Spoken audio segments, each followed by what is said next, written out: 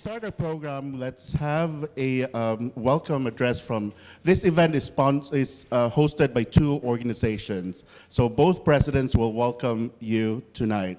The first one is the president of the Lynn Community Association, Incorporated. Let's give it up for Caroline Daly. Is this working? Okay. Hello, everyone. Welcome to the Lynn Community Association Lynn School Committee Candidates Forum. It's great to see so many enthusiastic candidates and community members and partners. Thank you to the Galleries of Lynn Arts for partnering with us on this important event, which is to provide a forum and a venue for our public officials and new aspirants to express their intentions to serve our schools and our community. I just want to first, real quickly, just introduce the members of the Lynn Community Association. For those of you who are part of it, you can just stand or maybe put your hand up if you want. So there's myself, Caroline Daly. There's our Vice President, Joshua Goodwin. Our Secretary, Cheryl Davis. And then our board members, Constantino, or Coco. There's Peter Cipriano, John Ladd, Douglas Maitland, and Duncan Maitland. The mission of the Lynn Community Association is to promote pride and ownership in the Lynn community through beautification, education, recreation, and neighborly relationships. This forum is part of that mission, which is to educate our community. I wish all of you good luck, and thank you for coming.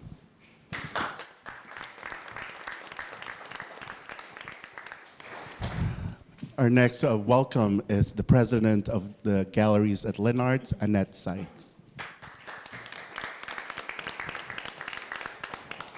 Hi, I'd like to add my welcome to Gala. And Gala has been around only since January. And our small group of artists came together in last fall and decided that even though there had been a gallery here for the last 30 some odd years, it was time for the artists to take over. And it has been a whirlwind. We just became a nonprofit in July, and it's getting better and better. In the past, we would have had, just a few people at our openings.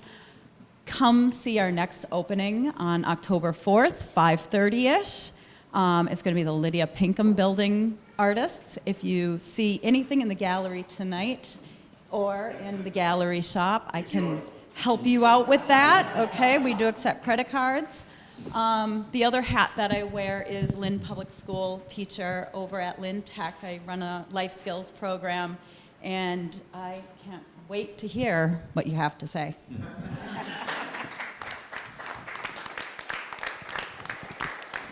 Thank you, Annette.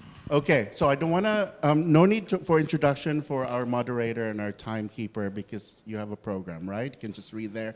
It's all about you guys, so we want to give all the time for you. I'm so honored and proud to introduce our moderator, a fellow colleague of the Lynn Community Association. Let's give it up for Cheryl Davis.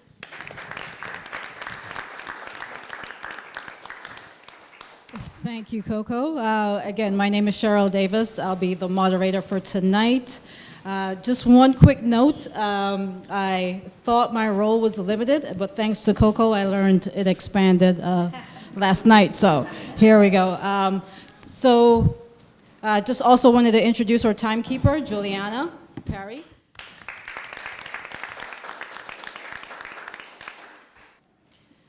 All right, guys. So the first rule for the night is each candidate will be allowed 2 minutes introduction. Candidates will present in alphabetical order. A yellow flag will be displayed by the timekeeper, Juliana, 15 seconds before time is up. A red flag will be displayed when the time is finished. Number 2, the moderator will ask questions which have been submitted anonymously by voters in the community. And just a quick note, guys, questions were submitted through SurveyMonkey. from the community, and as an organization, we decided on the 10 questions for tonight. All right, just to continue, the questions will then be passed to the persons left until each person has had an opportunity to respond. So we're going to start with Brian and work our way down, and vice versa. All right.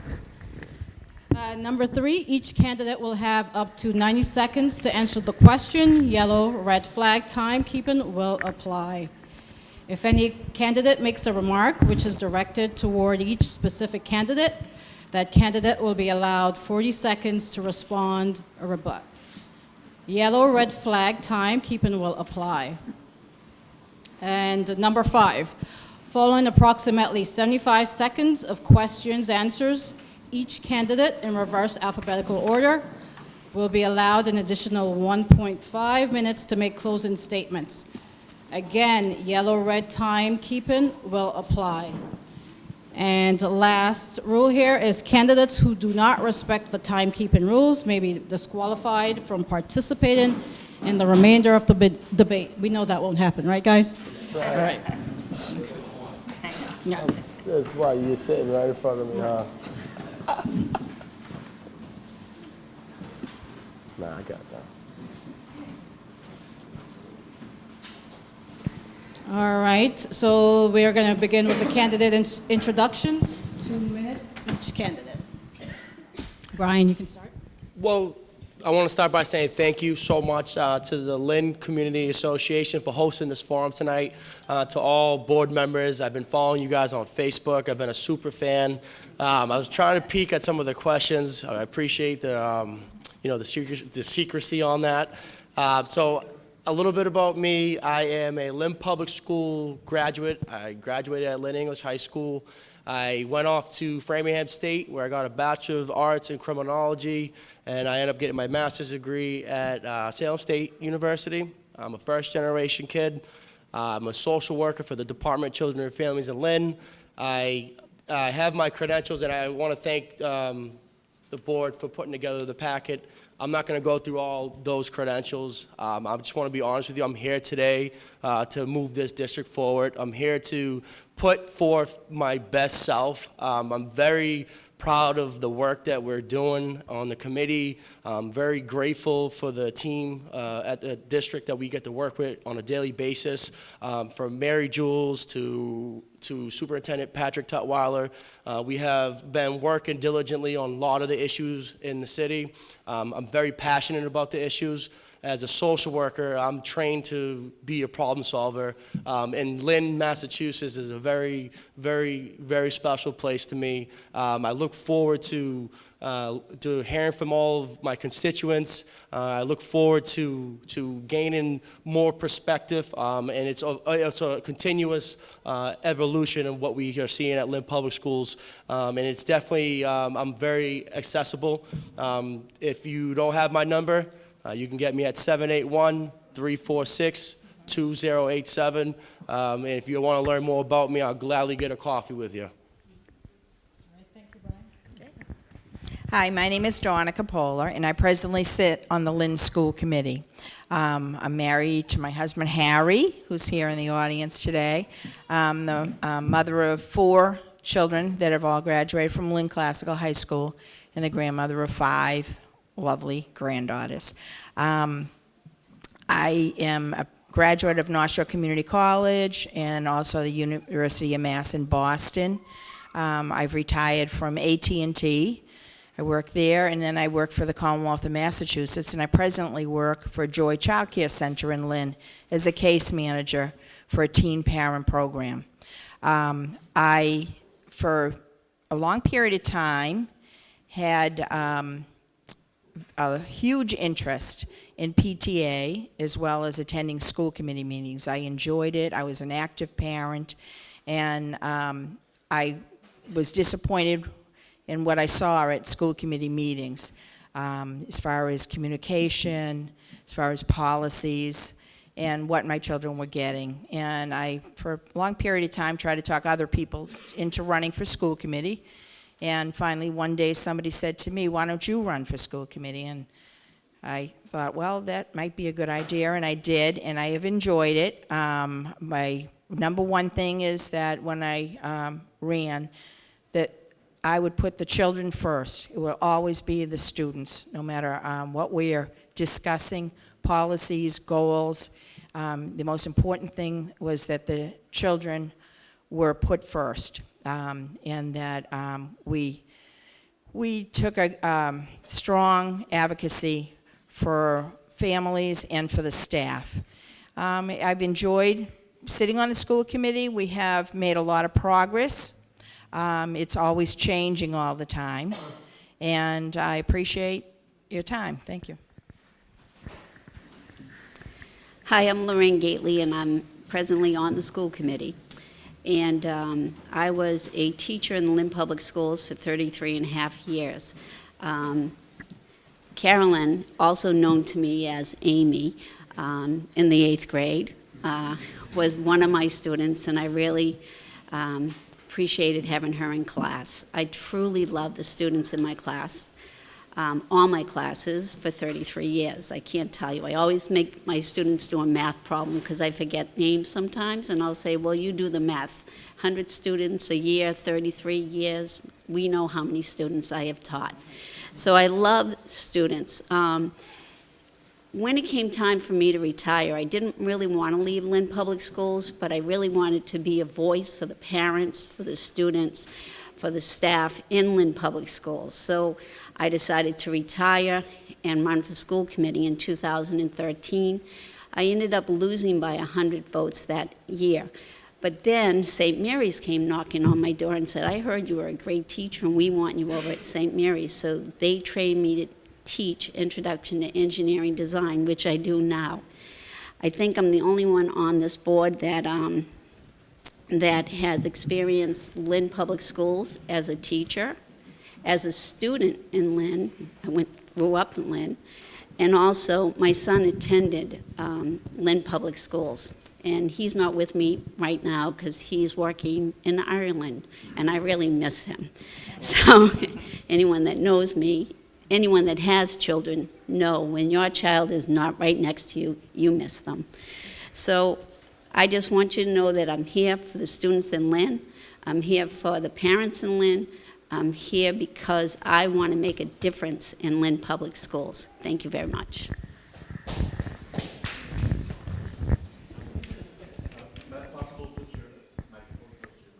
Yeah. Hi, everyone. My name is Sandra Lopez, and I live in Lynn for about 19 years. I'm a single mother. My husband passed away 10 years ago. I have one son. His name is Christopher, and now he joined the UMass Lower and the Marine Reservation. I've been working for the community in those 19 years, and I was working at KIPP Academy as a support administrative for the adult program, and I am an assistant to the nurse. I running this campaign these years because I want to be the voice for the parents that has a lot of struggling to communicate with the school system, even because they can't express themselves because they didn't speak English, or maybe because they can express themselves in the way that can be understood. And I want to be there too because I want to help kids with special needs, because even I didn't win yet, I have my answer machine with a lot of messages saying that they want to help, but unfortunately, I'm not on the board to help them. And then it's a lot of people up there who need that we help them, because there's a lot of situations up there that we don't know what's going on for real. Be working for the community these years, it showed me that the needs the community has and what can we do for them. But we need to work together. Anytime that anyone want to know something about myself, my phone number is 339-970-1877. Thank you. Hi, my name is Tiffany Magnolia, and I want to thank the Lynn Community Association for hosting this event.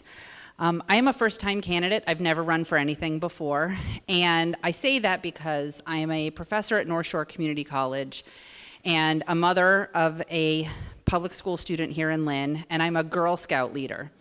And I have a Girl Scout troop that I co-lead with Jessica Murphy in the back there.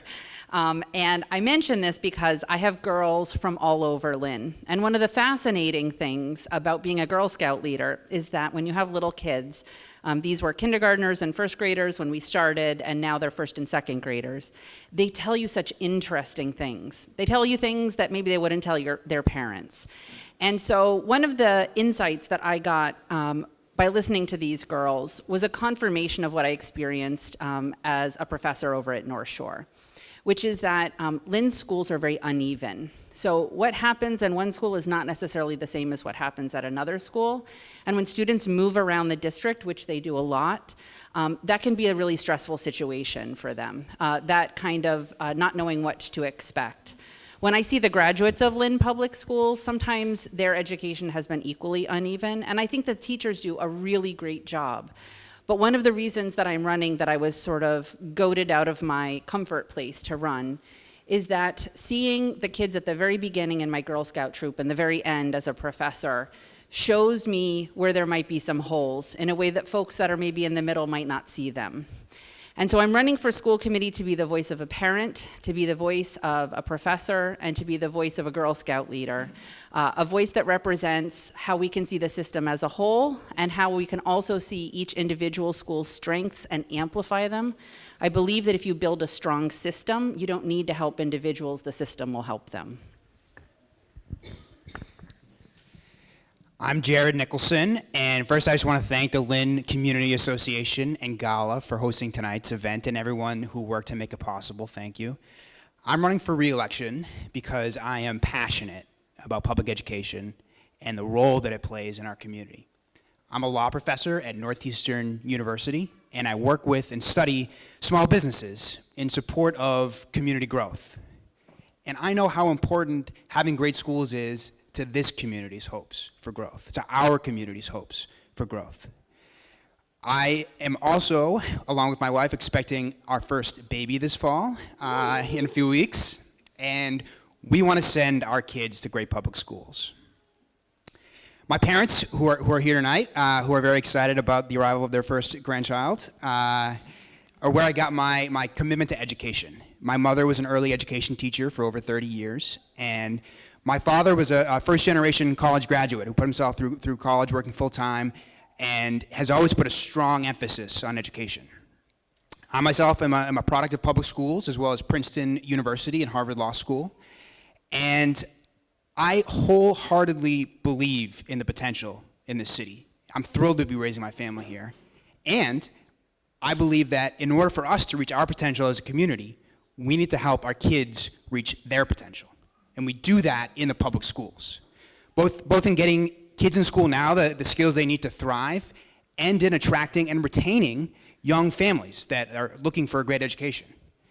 So we have some great momentum in the Lynn Public Schools. We also have a lot of challenges ahead of us. And as an attorney with a business background, as someone who's passionate about public education, and as someone with a record of leadership and achieving results, as someone who speaks Spanish and is accessible and responsive, I believe that I have a lot to contribute to that work. Thank you. Hi, my name is Michael Satterwhite, and I'm running for re-election to the Lynn School Committee. It's encouraging to hear the people at this table say that they're running to be the voice of the parent. Well, I'm that parent. I have a child that goes to Pickering Middle School. She's in the 6th grade. And hey, Naya. And I have also a daughter who will be 2 in November, and we have a son who just turned a month a day ago. I'm also the chair of the subcommittee for negotiations currently, and I'm on the policy and personnel subcommittee for the Lynn School Committee.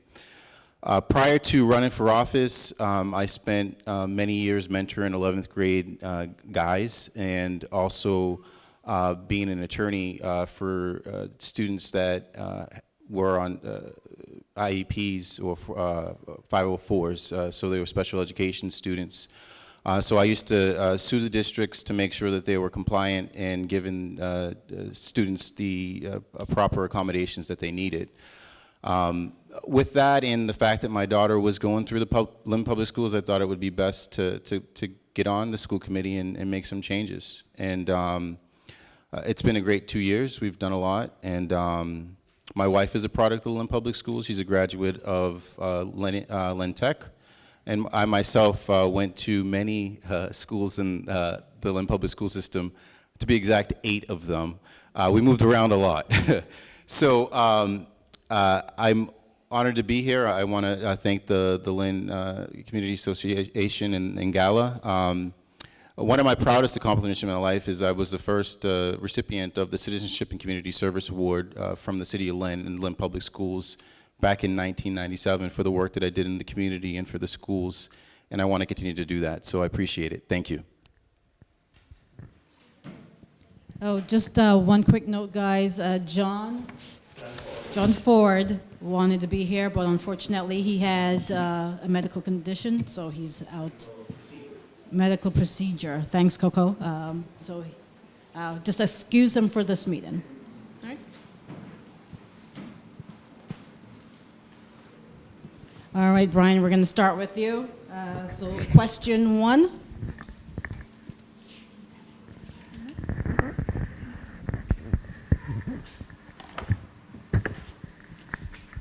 All right, so what qualifications, skills, and/or experiences would you bring to the Lynn School Committee if elected? 90 seconds. Yep. So I want to focus on some of the development experience I've had. I've worked on several nonprofits, working on grant and partnership development. I've been able to cultivate relationships, both state, local, and nationally. I believe that my ability to connect dots with resources and my ability to think outside the box has been something that I've been able to really develop on these different committees. Some of these experiences that I'm talking about is actually through the Framingham State University Alumni Board of Directors, where I was the strategic planning committee member. We were able to pipeline about, not to put a number out there, but we pipelined millions of dollars to help fund kids in low-income neighborhoods to get to college. We developed scholarship programs. We were able to really advocate for at-risk kids like myself. So that personal perspective, that student voice, I've been committed to civic engagement for so long. My upbringing in college, from undergrad to graduate school to be an intern at Lynn PD, like I am very committed to developing those relationships in order to connect those resources to improve our district. I really never give up. Thanks, Brian. Donna? Sorry. If you're going to give that microphone. Okay. First of all, I have served on the Lynn School Committee for 20 years, and I love serving, but at this time in my life, I have more time available than when my children were younger, and I think that's an important piece. You need to have a lot of time.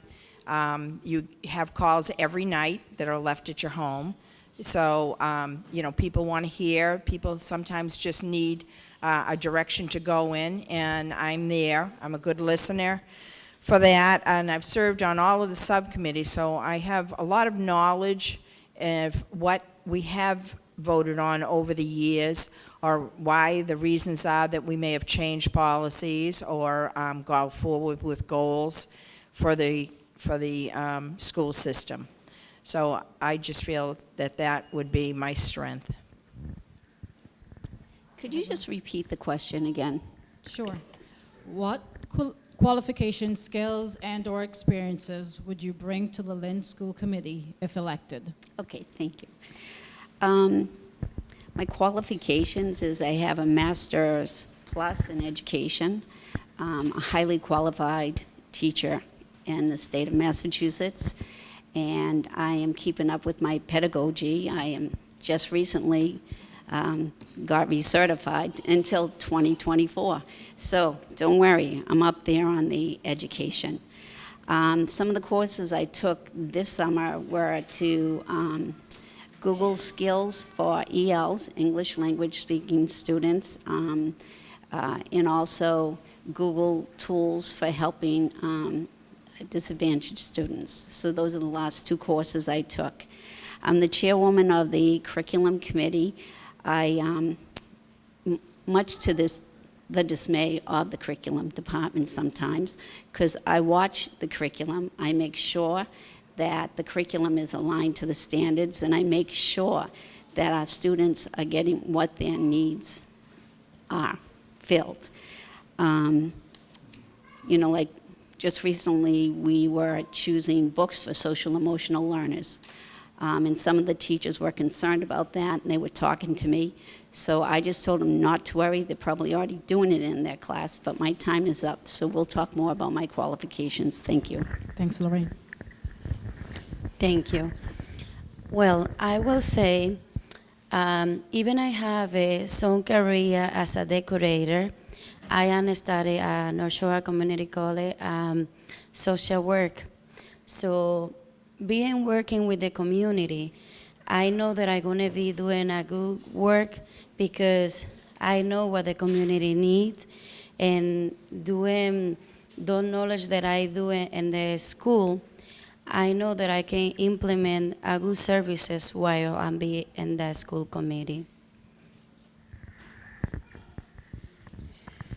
So I think this is an interesting question because I want to make a bridge from work that I did at North Shore Community College as the union president and also as one of Massachusetts Teachers Association's grassroots organizers.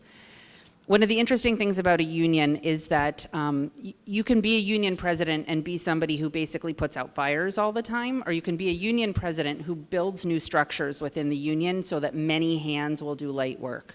And that's the type of union president that I was. I worked very hard to create different levels of access for everyone within my local so that they could interact with the union but also make their own change. I was a lobbyist for the Massachusetts Teachers Association, which lobbyist is like got a bad word, but basically my job was to liaise between K through 12 locals and their state representatives to affect the change that they wanted.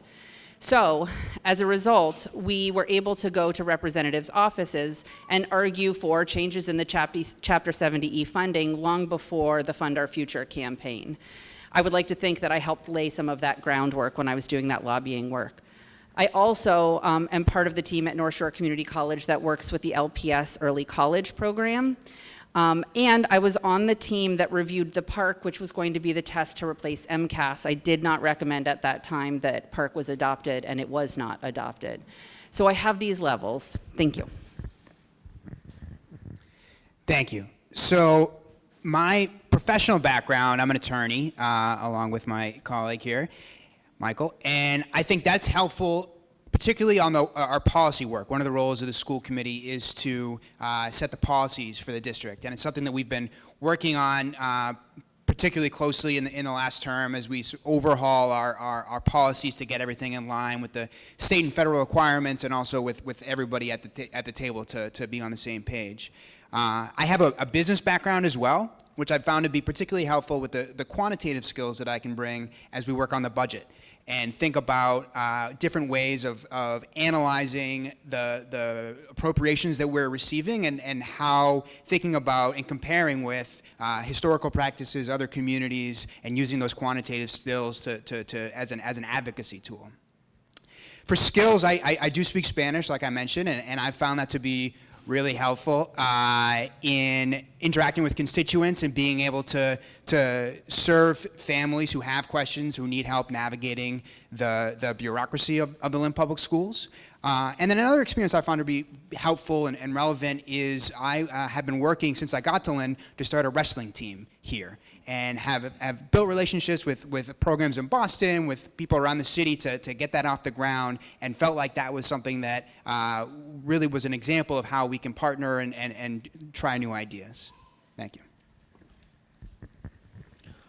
Thank you. Just like my colleague said, we're both attorneys, and that comes into play with regards to the policy as just one aspect. But as attorneys, when you represent someone, you give them your all. That's your client. As school committee members, we represent the students. So we're making sure that their best interest is also sought after. But besides that, I am a student, a product of Lynn Public Schools. Literally, Harrington to Ingalls, from Ingalls to Fallon, from Fallon to Breed, from Breed to Pickering, from Pickering to Classical, from Classical to English. I've been through it. And again, my children are going through the Lynn Public Schools. As a lawyer, my experience has been with the special education aspect of it, making sure that the accommodations are provided to the students. And if you look at our current budget, there's an overhaul of the SPED department and what we're given for direct services in that area. Myself and Brian Castellanos are on the board for the Lynn Community Connection Coalition, which is a nonprofit that is practically made to build up families in the city. Donna was on that board as well. Besides that, being responsive is extremely important, and that's something that I've been while on the school committee. Result-orientated has been very important, making sure to be on interview committees and making sure we're hiring the right people. And lastly, keeping my word. I think that's the most important thing for people that are in politics. Thank you. All right. What will you do to address overpopulation in the Lynn Public Schools, and is there a plan to support the building of a new school? Yep. Starting with Michael. Hi. So obviously there is overpopulation. Lynn English and Lynn Classical are heavily overpopulated, as well as our middle schools. So we do need to do something about it. Last term, we did try to put our name back in for the 2 new middle schools, and we need to have the city on board with that. So that's something that we're working on. But for the time being, we did work out an agreement, or we're in the process of working on an agreement with the Lynn YMCA to house 5 pre-K classes, which will help move students from the Lynn Tech Annex building to the YMCA, which will open up space there. But on I'd say a daily basis, one of us is reaching out to the superintendent to make sure that he's looking for space. There's just different ideas that I've brought to my fellow school committee members. Jared, I just spoke to. I said, our biggest thing is making sure that the places that we pick are ADA approved. We have these two empty supermarkets. Why aren't we looking to see if we can do something with those? They're one floor, they're pretty big, and they're open space. So we're always looking for ideas, and this is something that definitely needs to be addressed, and I do support new schools. So thank you. Thank you. This is a crucial question for us right now, because there absolutely is an issue with overcrowding. And it's daunting when you think about the backlog of need that we have around the district. Schools that need to be increased, expanded, and also updated and improved in physical capital that's behind the times. And it's even more daunting when you think about the fact that this all comes at great cost. It's expensive to address this issue. And in Lynn Public Schools, we don't have the ability to raise our own funds. We go to the city, we go to the state, we can aim to raise private money from donations or organizations, but we can't allocate funds. But we can innovate and we can advocate. And that's something that we've been working on doing. My colleague, member Satterwhite, just mentioned the partnership that we have with the YMCA, where we're partnering with an outside organization to add class space, to give some relief to the schools that we have in that neighborhood. We have an innovative new program this year, an 8th grade at Lynn Tech, which is allowing students to tap into the interest that we're seeing in vocational education, and also take some pressure off the middle schools. And we're going to continue to advocate to the state, to the people that can help us build new schools, to make those processes work to meet those needs. So I'm not on the school committee yet, Wink, wink. But hopefully, at some point, one of the things I'll be able to do is to share the story of my daughter's school, which lost its computer classroom because there are now 5 third grades in it. So the kids in kindergarten don't get to leave their classroom for 6 hours because there's also no cafeteria. There's also no gym. That happens in the hallway. So you don't have to tell me about overcrowding in the school. It seems like a crime, not that I would say that next to lawyers, but it seems like a crime that in kindergarten you wouldn't get to have that ability to move around. Now, one of the things that I understand is part of the early college agreement with North Shore Community College is that students will start actually attending classes on the campus of North Shore Community College. I don't know how much you know about counter-cyclical economies and how community colleges work, but basically when the economy is good, many fewer people come to us. So guess what we have? Room. Guess what we are? A state building. There are a lot, and we are ADA compliant. We have elevators. We have 2 of them, as a matter of fact. And I think being really creative about these solutions, especially when it comes to partnering with organizations that are already partnered with each other to utilize space options, but to also save money and costs where applicable. And I think one of the exciting things for me in the work of the school committee is because I bring such a knowledge base to help with that out. Thank you. Well, I'm not part of the school community yet. Everybody knows that part, but I didn't what all of these 3 say. So I think to advocate to the state and then the government to see if we can have more funding to have more building and develop a more different way for those children have a space and have a more like, how to say that? Bueno, tener más capacidad para poder desarrollar lo que es la actividad del colegio, porque en la actualidad es demasiado difícil pues tener una sobrepoblación en un curso donde está supuesto haber 20 niños, hay 30 y 35. I'm going to say in English, I'm sorry. So it's very difficult to see a population of 30, 35 children in a space that you can have only 15 or 20 children. And we need to advocate for that. But it seems like all of them are working alone because the people we have it outside there, they don't really care about it. They only care about money, but for their pocket.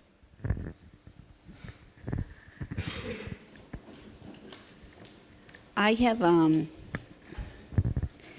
been working addressing this problem this year. I looked at the numbers going into middle school. I was crushed when the 2 new middle schools did not get voted in. So I thought to myself, how can we, as a district, reduce the number of students in the middle schools? Because they were like bulging. So I suggested to the superintendent that would it be possible to have a middle school over where the tech annex is? And he thought it was a great idea, and he looked into it, and we now have 300 students from the 8th grade over in a discovery program at Lynn Tech Annex. I'm still searching. That was my job because I felt bad about ECC, the Early Childhood Center, and I was sent out to search for a new building that we may take over so we could have an early childhood center. I think I found such a building. And then Dr. Tutwiler, on top of that, he has found space over at the YMCA, which will also reduce kindergarten. I'm very worried and concerned about the high schools. Lynn English High School now has 2,030 students in their population. It's devastating to me. So I'm working hard for that, and I'm going to find solutions, and I'm an out-of-the-box thinker. Thank you. The reality is we really need to build those 2 new middle schools.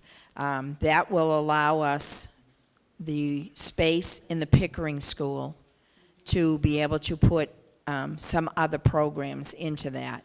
You know, we have buildings that are very, very old, and I have been on the committee and saw Classical High School built and a Thurgood Marshall. And it has made a huge difference to the staff and the students that are using those buildings. The problem is, of course, the next time when we build some additional schools, we are going to have to get the state to understand that we're a community where a lot of people are coming to, and so our numbers have increased. English High School, as Lorraine said, is over 2,000 students. At the end of the school year, it was 1,800. Classical is 1,800. I'm not sure what they're at, but you know, you can't just keep putting Band-Aids on something and finding small spots to open small amounts of classrooms or a new program. You really have to sell it to the community for them to understand that not only is it that we need the space and we need the schools, but it's good for the sale of their property. If they're going to try to sell a house, we have so many families moving here that we really want to be able to have good schools for everybody. So I'm actually on the Buildings and Ground subcommittee through the Lynn School Committee. So I've been currently working for the last 2 years, touring the schools. I got to see almost every school in the city of Lynn. Got to see the high need that we are currently facing. I agree, we do need those 2 new schools. And also to allow the community to heal from the last campaign, to engage our community in a very transparent process. I was able to go through the process when we select our superintendent. I believe we should start to be proactive on not just being, you know, a receiver, but go into a proactive mode. And I think by developing community engagement advisory councils to discuss what the planning process looks like, how to educate what a capital project partnership is even all about, or how to advocate to MSBA, because if we're going to continue to wait and play the wait game, I don't know if you looked at some of these schools lately, but they're falling apart. So we all have to wake up as a community to unify and collaborate together. I think that's a big focus that I've had during my experiences on the Buildings and Ground. Also to explore other spaces like the Discovery Academy, the Lynn YMCA space. Those are all great solutions that are temporary, but we need better solutions to move forward with this district. Oh, just hold the mic, Brian. All right, moving on to question 3. In what areas do you believe Lynn Public Schools are excelling, and what areas need improvement? So I want to talk about our social emotional learner programming. As a social worker for the child for DCF, I'm in the schools day to day. I got to see the operations full front. I see a lot of the challenges and barriers to the delivery of services to kids who are impacted by severe traumas. We are moving in a very proactive manner with our special ed programming. I think there's been a lot of smart investments on our district. The fact that we were able to develop a strategic plan to identify and collaborate for these issues has been something that I've been a part of through my work as a social worker. And I think we are excelling in our social emotional learning arena. I think the parental engagement that we have has improved. It's going to continue to improve because there's a lot of people that care. Our teachers are definitely on the ground every day. Our social workers, the therapists. When we hear it takes a village to raise a child, I get to see that every day. In coming to look at what areas need improvement, I believe that we do need new schools. I think overcrowding is an issue, and it is causing a severe strain on our workforce, also our parents in the delivery of effective, equitable education. So I believe we got to work on that. think there's so much that we are doing that is great. If you ever see some of our graduations, our high school graduations, where we have students that have come into our system, not right from kindergarten, but have maybe moved here in elementary, moved here in middle school, or we have students that are coming from other countries, many, many countries that don't have that full 12 years. And Lynn Public School works hard at bringing them to the point where they will fulfill a goal of graduating. So I think that accepting all students, I think, is a real strong point that we have. We have great staff that really care about the kids. That's really important. We offer lots of programs. What doesn't fit one kid in the secondary, there's always a program that's available that will fit. And that, of course, the plus of that is because of the size, how many students that we do have, that we can offer so many programs. We do have areas that we really need to work on, and obviously buildings and space is a desperate, desperate need. But technology also. We have old buildings. It is very, very hard to bring old buildings up into technology. We had a serious problem where our system did go down, and that was a problem. And after-school programs are very important. It's what parents want. I believe that Lynn Public Schools, really from the administration to staff to teachers to the students, they all care about their education. Some don't, but then we meet the needs of them, and that's what we do in Lynn Public Schools. We reach out, we find what is the need of the child, and we take care of that need.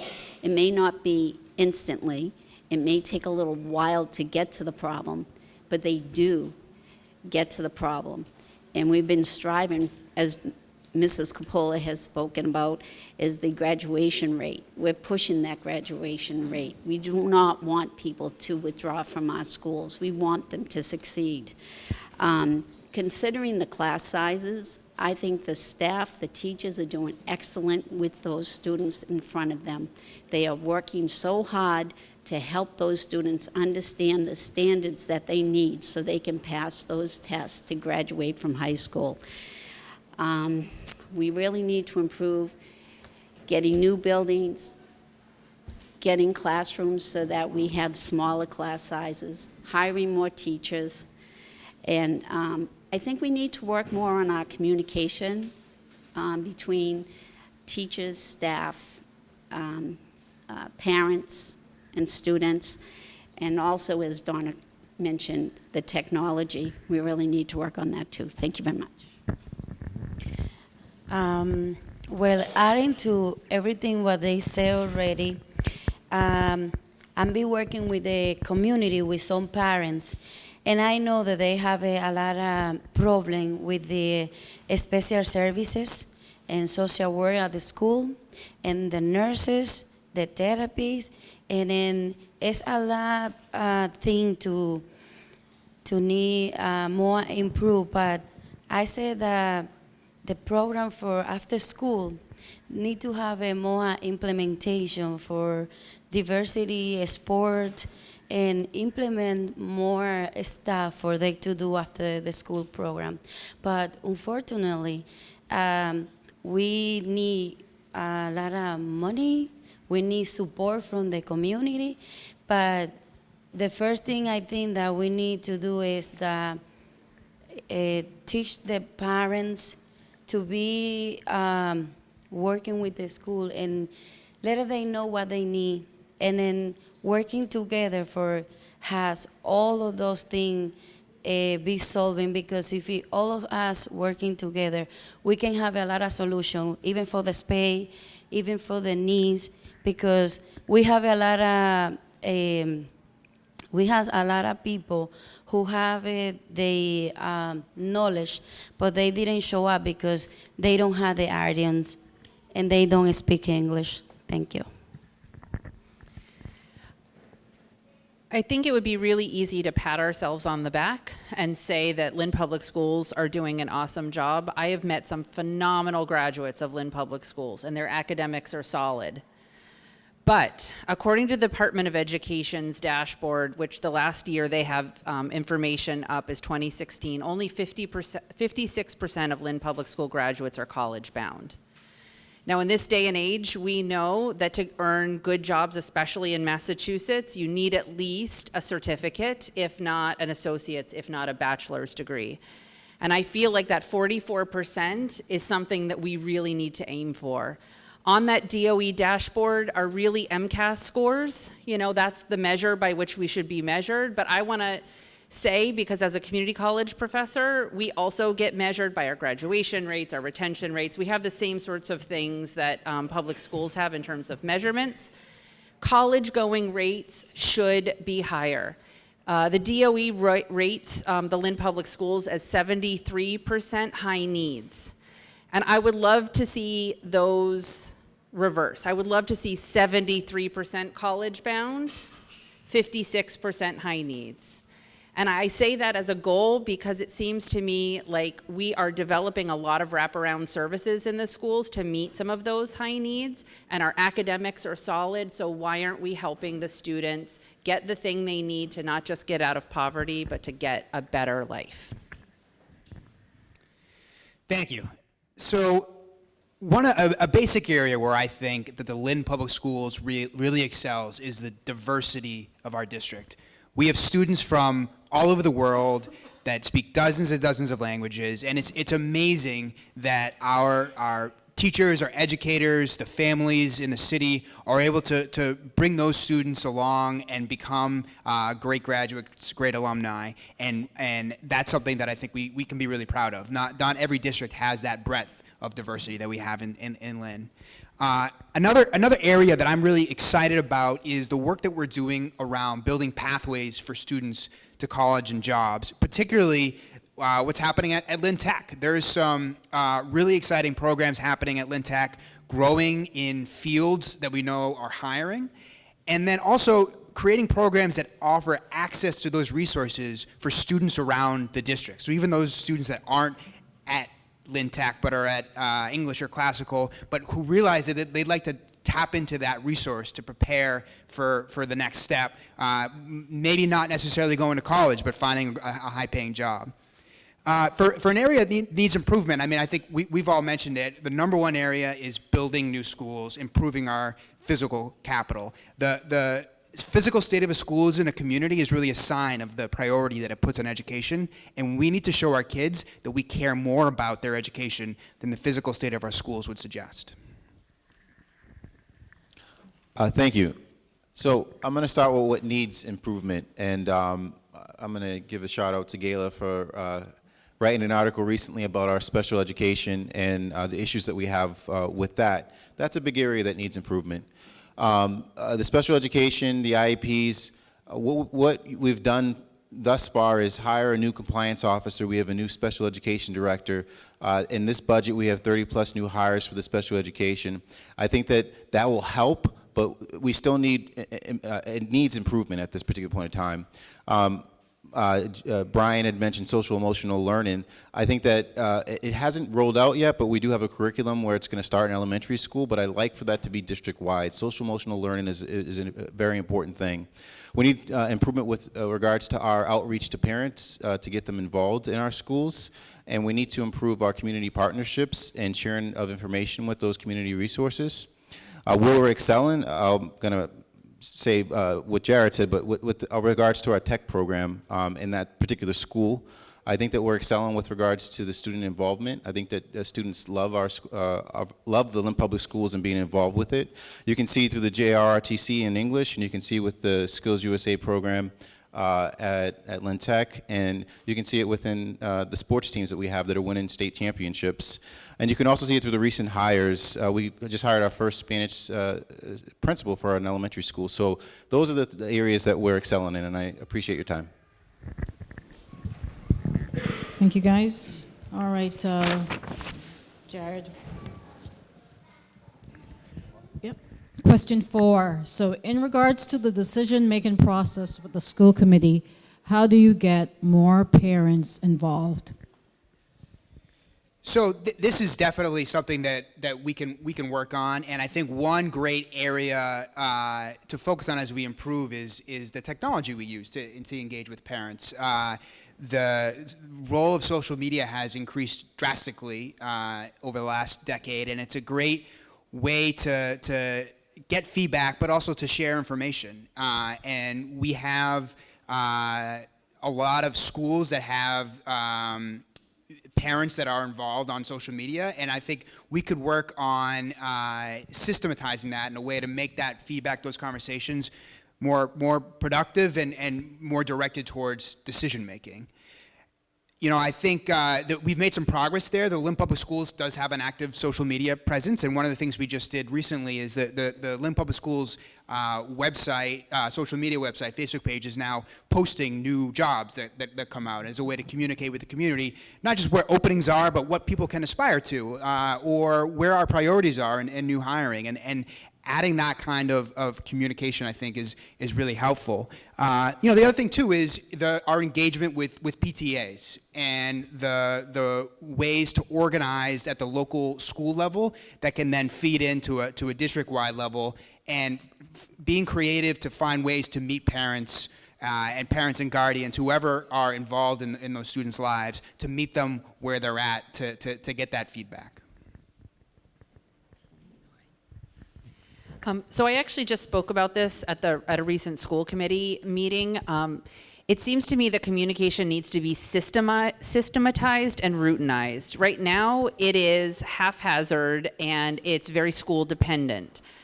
When it comes to decision making, though, it seems like Lynn is not utilizing one of its greatest strengths, which is parents, to determine those methods of communication.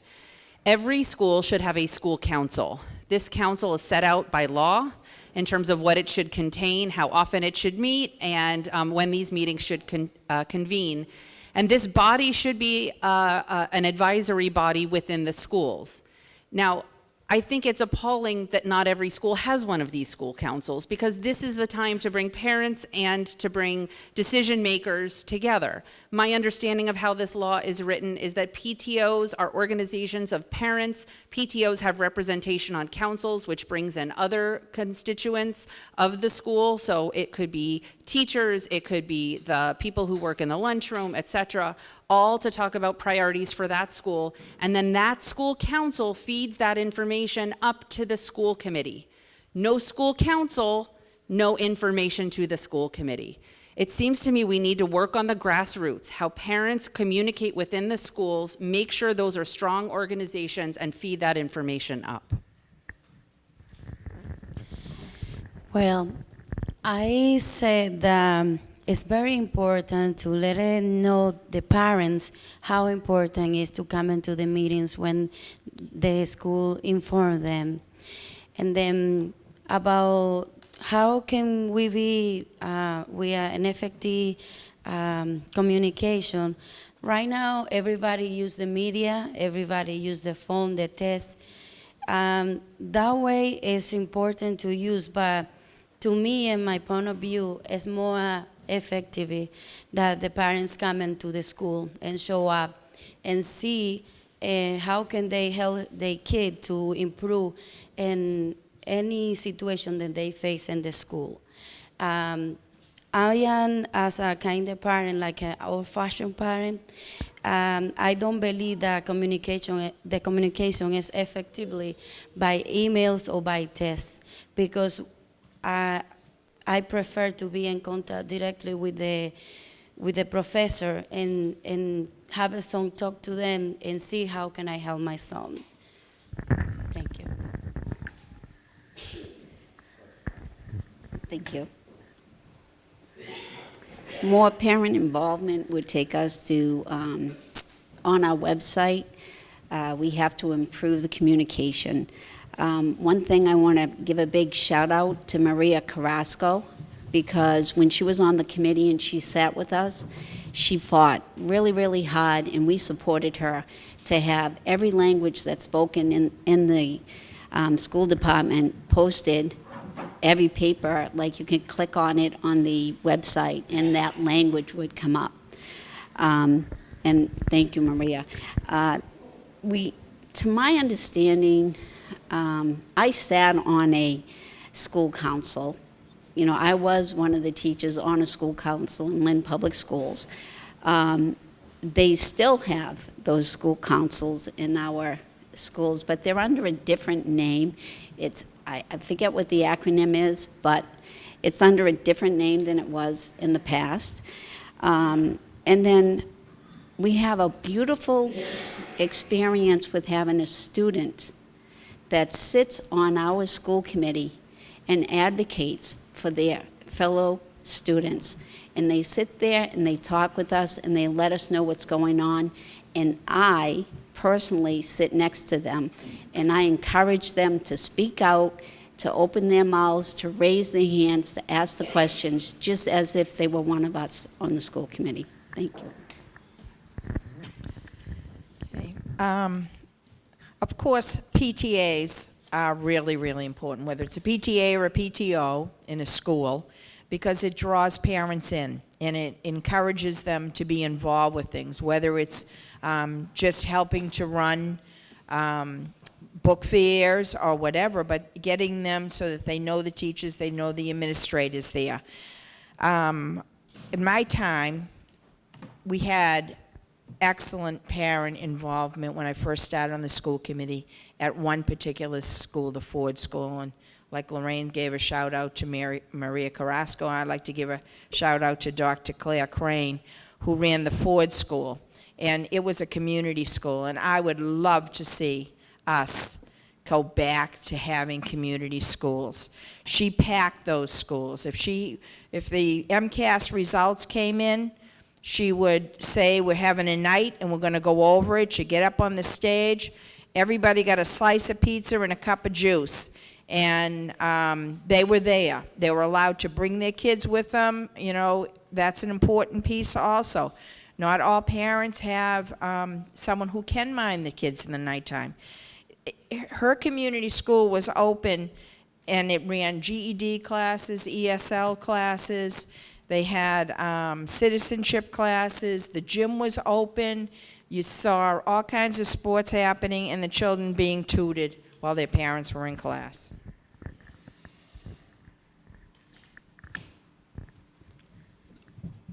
In regards to parental engagement, I feel that this is one of my strengths. For myself, I take a lot of pride in calling my constituents back.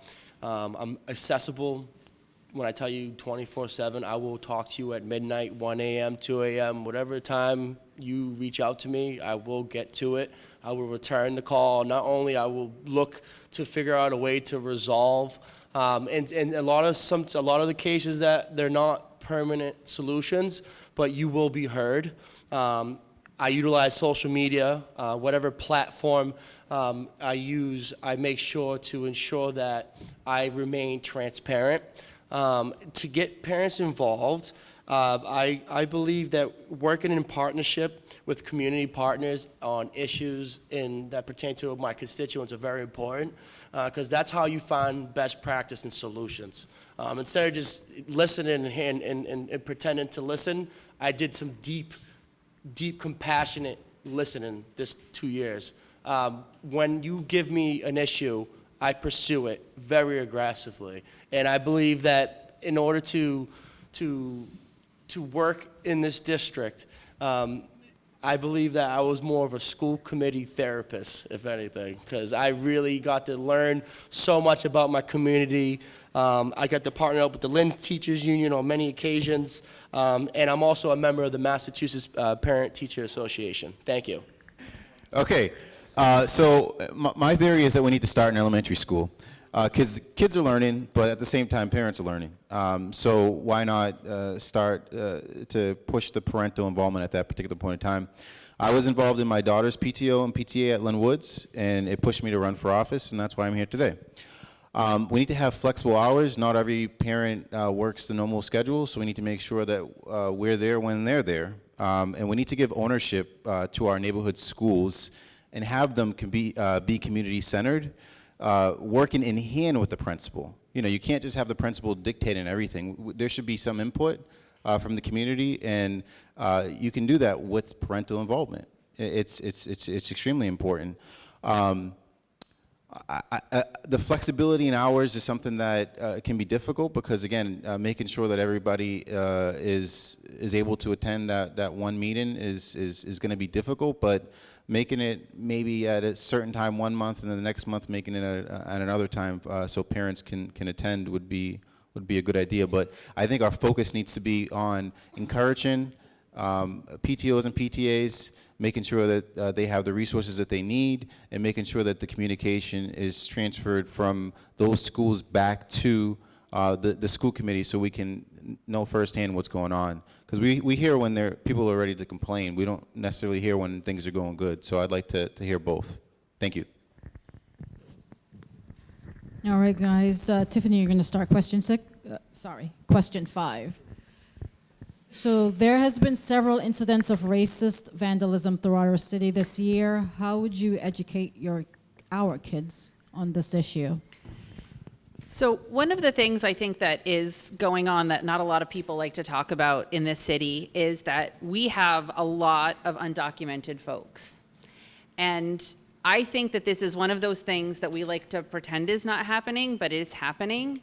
And I think we need to talk about it as a source of strength, not a source of shame. In fact, exactly the opposite of what that vandalism wants us to do. We are educating these kids. They are Americans here, and we have a broken political system that will grant them the rights to stay here. That's where the problem is, not the kids.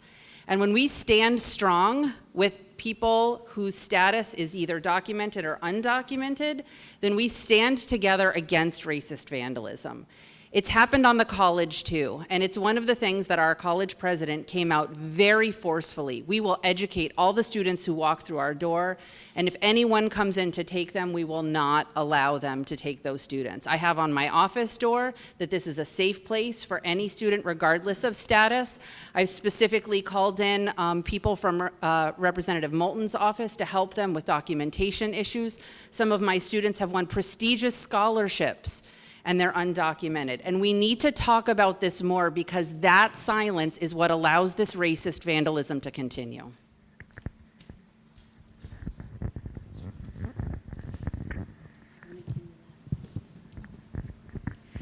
Okay, as I'm sitting here, I just recall last fall when the sanctuary schools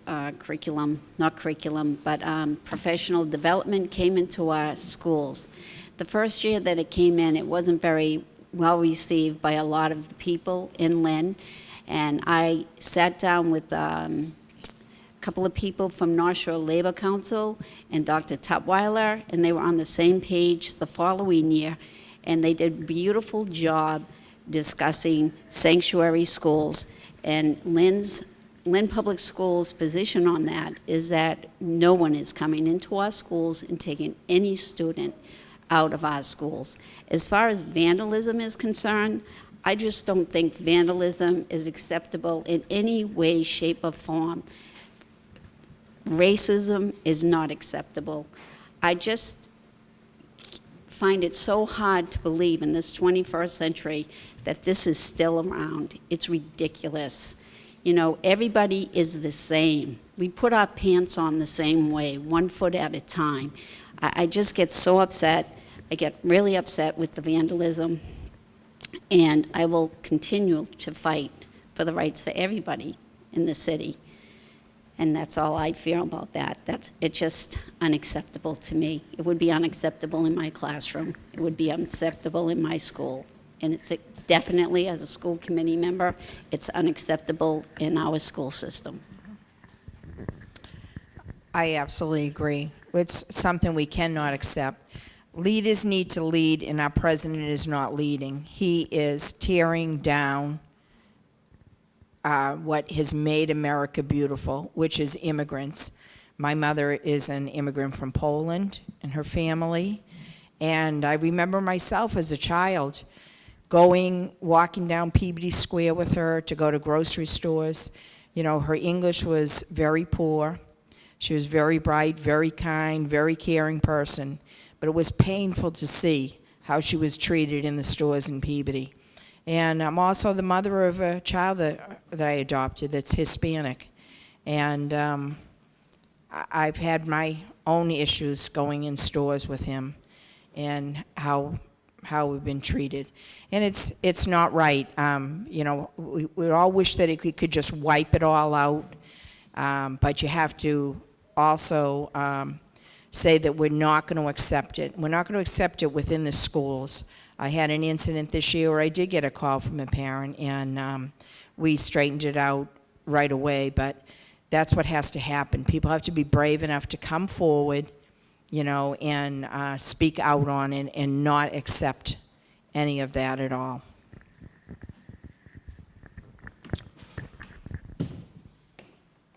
So I'm the youngest of a large family from Venezuela. I came here when I was 3 years old. I have a large immigrant family. I am zero tolerance to racist vandalism. Any sort of hate crime, it's not morally okay. I'm very, the recent incidents that have had occurred in our own community, I've seen students actually step up to the plate and lead active roles as advocates. I think advocacy is a strong point in our community. Some of the main source of what I do for a living comes from these type of incidents of pain, because I think that's very hurtful for whatever subgroup or whatever perspective of racial victimization you have experienced. No one should be belittled, and I think learning this the younger the better. To learn about how to be a stronger advocate, to not just watch, be a bystander, but to step up for the person next to you, not to just watch. And that's how I was raised. My father always taught me to be respectful, to do the right thing and help one another. And that's something that I've shared my story of vulnerabilities with the world. And it's something that I take a lot of pride in, to stick up for people who are vulnerable. And I do it every day, proudly. Michael. It's coming back that way, sorry. Can Sandra answer? Because she skipped because she didn't know the question. Okay. Thank you. Well, I will say this. I didn't accept in that part too, because when I got right here, I was suffer this racism, and because of my color, and because I didn't speak English at that time, and I just understand very well the languages, but I wasn't able to translate everything to give you a feedback. And then even like right now, I'm being very nervous and I have like a song struggling, but it was very difficult. And whoever don't suffer that can talk about it, how hard it is and how difficult it is to heal what it feels. And how difficult it is to going up after you suffer racism.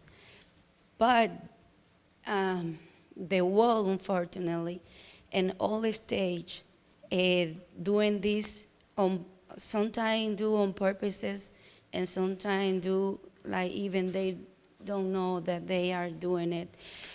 But I said that no matter what color you are, no matter what language you speak, you are a human and you are equally or anyone in the world.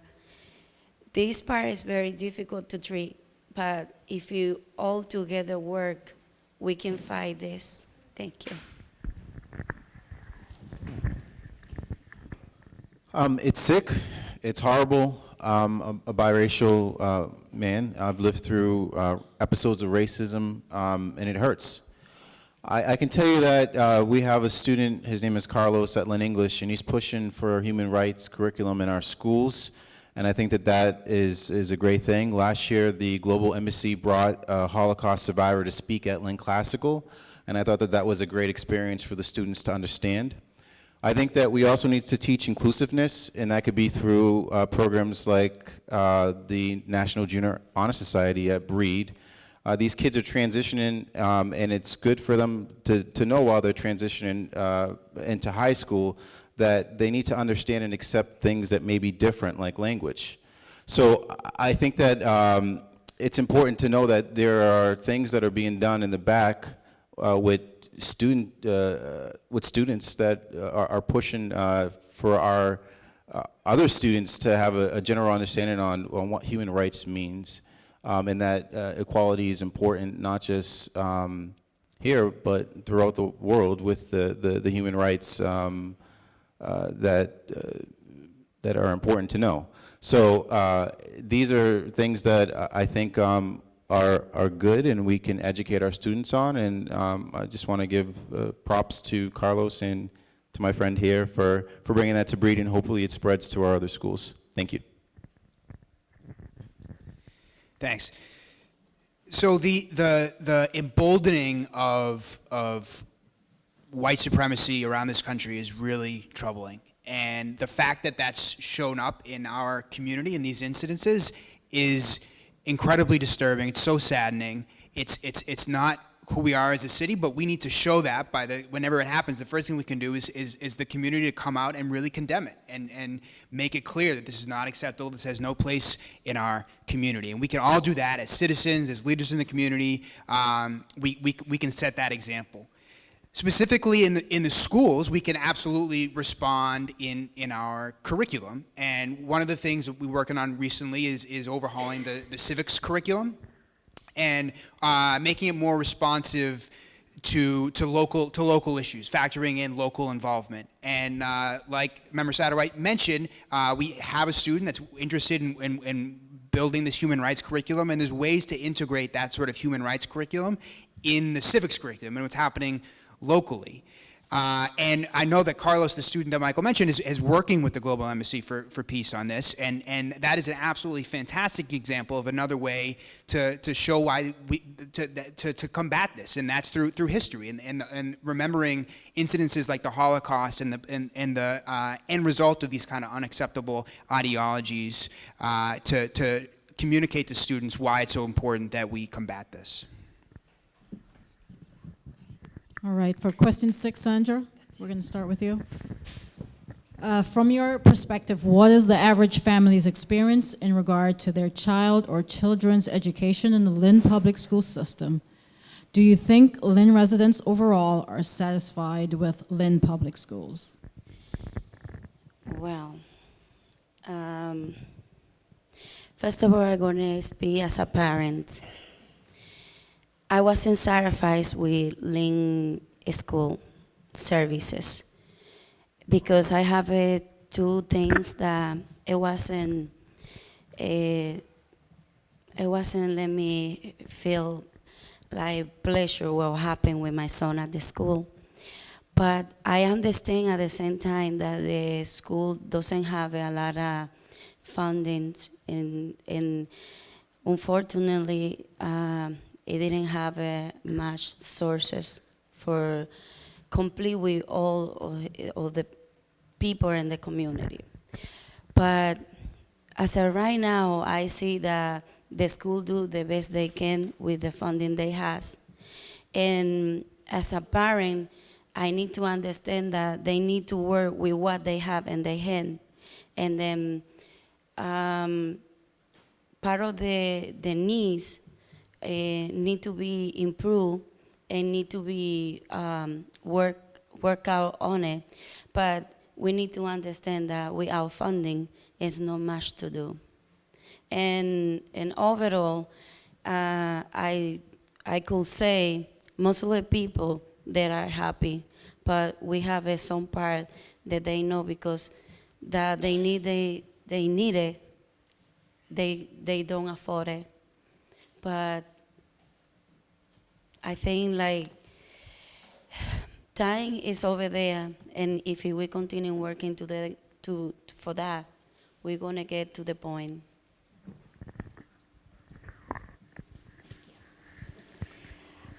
I think the perspective of the average family, in Lynn Public Schools is the deteriorating buildings and the class sizes. I do not think that a lot of people are too thrilled with that. But we also put out to the public to build 2 new schools, and the community couldn't afford it. So we're in a really bad space when it comes to class size and conditions of buildings, and we as a city are working to improve all of these things. As a parent, my son graduated, he did well. Was I happy with every single teacher? No. Was I happy with the curriculum? Yes. Did he have the skills he needed when he went to college? Yes. So, but I'm not the average family, and because I only have 1 child. When I see the average family, I think 4 children. And I wonder if all their experiences were as good.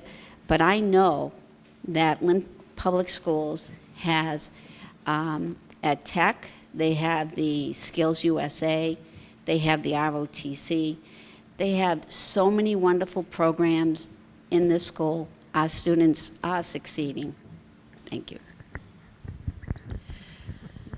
I think most families that you'll talk to will say, where my child, the school that my child is in, I love that school.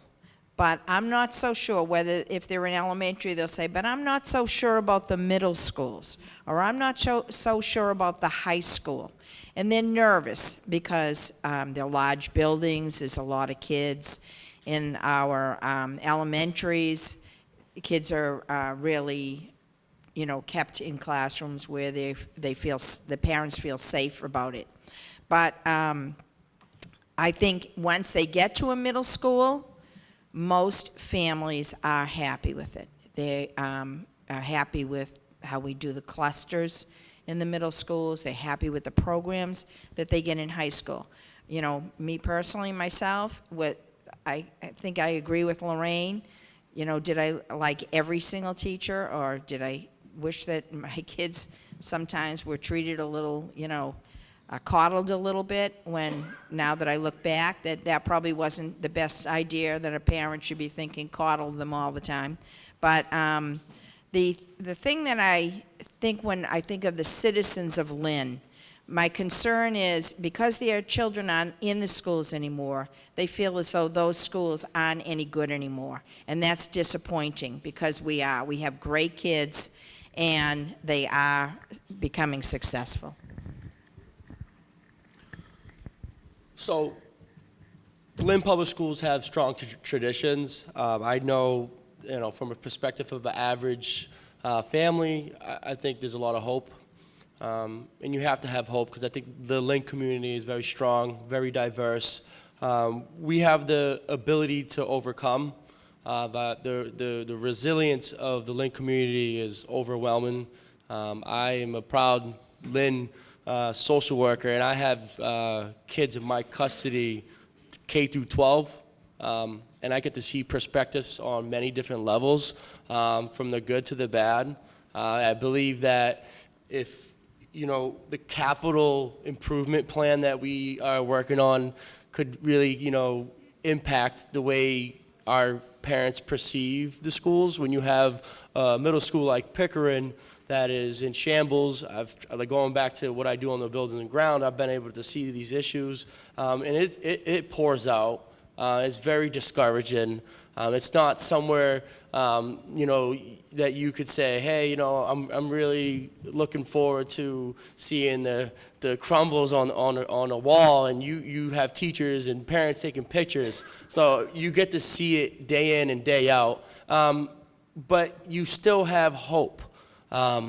We need new schools. We have a strong team of leadership, and I think that we can get the job done, and overall, we're going to have success. Okay, so I'll give you a story.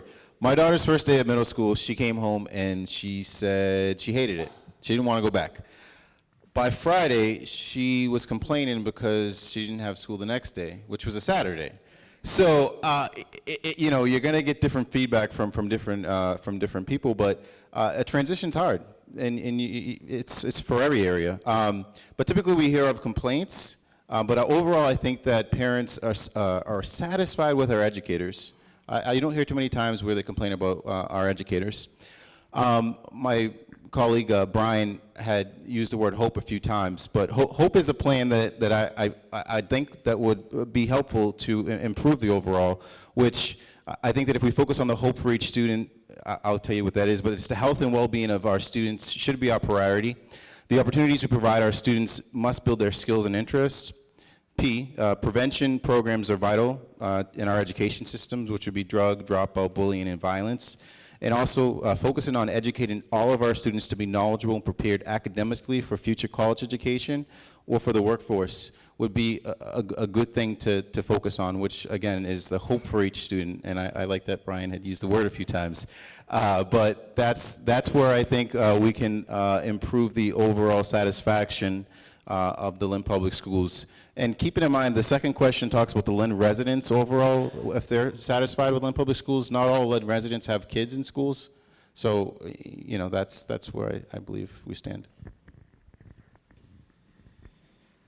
So for the average family, I definitely agree with my colleagues that the average family loves their teacher and has really a good experience. But we have wonderful teachers in Lynn Public Schools. We have wonderful educators. So we have kids that there are families that love the paraprofessional that's working with them, that love the lunch lady that's working with them, that greets them every day. I think when I go around the city and I talk to parents and ask how things are going, I definitely hear a lot of that feedback, that people are really happy with their educators. When I think about the average family in the Lynn Public Schools, remember, we have a lot of students who are in a household where English is not the first language. And so one of the things that I think that we can improve on is how to make those families feel more welcome in the Lynn Public Schools, feel like they have more access to the resources that we're working hard to try to offer to them. And so I think that's something where we can do better in reaching the average family. For residents, I find that the city of Lynn has a lot of pride about the public schools and recognize the public schools as really a foundation that the city's future is built. And one of the things I'm always struck by in talking about residents generally in the public schools is that so many issues that the city is facing, they look to the Lynn Public Schools to help figure it out. If you think about the opioid crisis and finding ways to do more prevention in the schools, that's something I think the residents look to. I think LPS has a perception gap. Every parent that I have spoken to, and these are 5 different schools are represented by my Girl Scout girls and then my daughter's school, have had positive experiences. But I've also met plenty of people who have kids, buy a house in Lynn, and then leave before their kids reach school age. And that's the perception gap. The perception gap is I'm gonna build some equity in this house and then I'm gonna move to a good school system. And I think we need to, sort of like the undocumented issue, call it what it is, a perception gap, okay? And we need to talk about the successes of Lynn Public Schools as far and as wide as we possibly can, because I think that perception gap exists because of our diversity, because people who go to the Lynn Public Schools are everything from parents with doctorates to people whose experience was, well, in Guatemala, when I went to school, we had to bring our own chair, and I'm just thrilled my kid doesn't have to carry a chair to school. And that's success in my mind. And that range is true diversity. And we rock at that, at meeting that level of diversity. And we need to shout that from the rafters, because a lot of places around here are not that great with diversity. In fact, they have real issues. Students who are of color, who are GLBT, they feel unwelcome in those schools. And LPS students feel welcome. All right, Lorraine, you're up next. Guys, hang in there. We're almost there.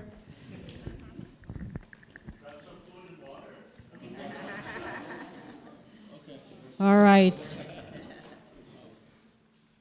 All right. right, question 7. There has been a lot of discussion of the challenges that students from immigrant families bring to the Lynn schools.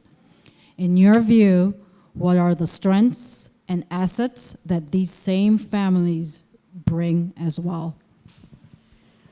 They bring the diversity.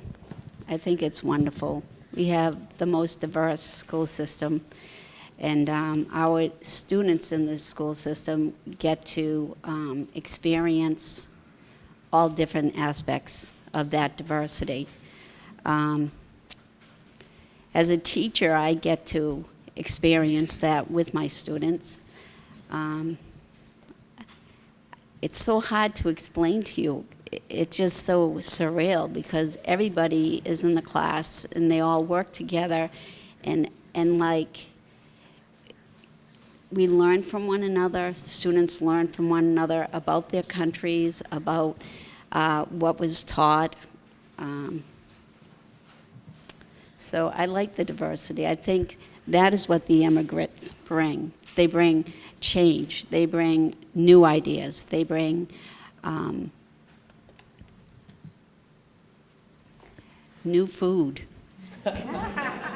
We had a huge, we had the madres. They weren't happy with their food, and we had this free food program, breakfast and lunch, and we brought them down, and they got to try the foods, and they got to say whether this food is good or that food is not good.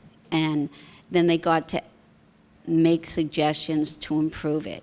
And it was a very moving and very necessary experience. Thank you. Being the daughter of an immigrant, I think my mother had huge strengths that she brought with you. Just to think to leave your country and go someplace else. And everybody leaves someplace because they're struggling there. And so I'm just impressed with the strength that they have to do that. But also, I agree that the best part of my kids going to Lynn Public Schools was the diversity. My oldest daughter was just entering classical high school when it was on the common, when there was mass exits from Cambodia, and the population went Asian from a very small amount, like 4% Asian, and quickly, within a matter of months, increased to about 40% Asian. And it was exciting. The kids in the school were excited about it, and me as a parent, I was excited that my kids. Now, when they went off to college, this oldest one, she went off to college, and she could get along with anybody, any place. She found everybody interesting, and she enjoyed, as she says, the food as well. So I think it's a huge asset.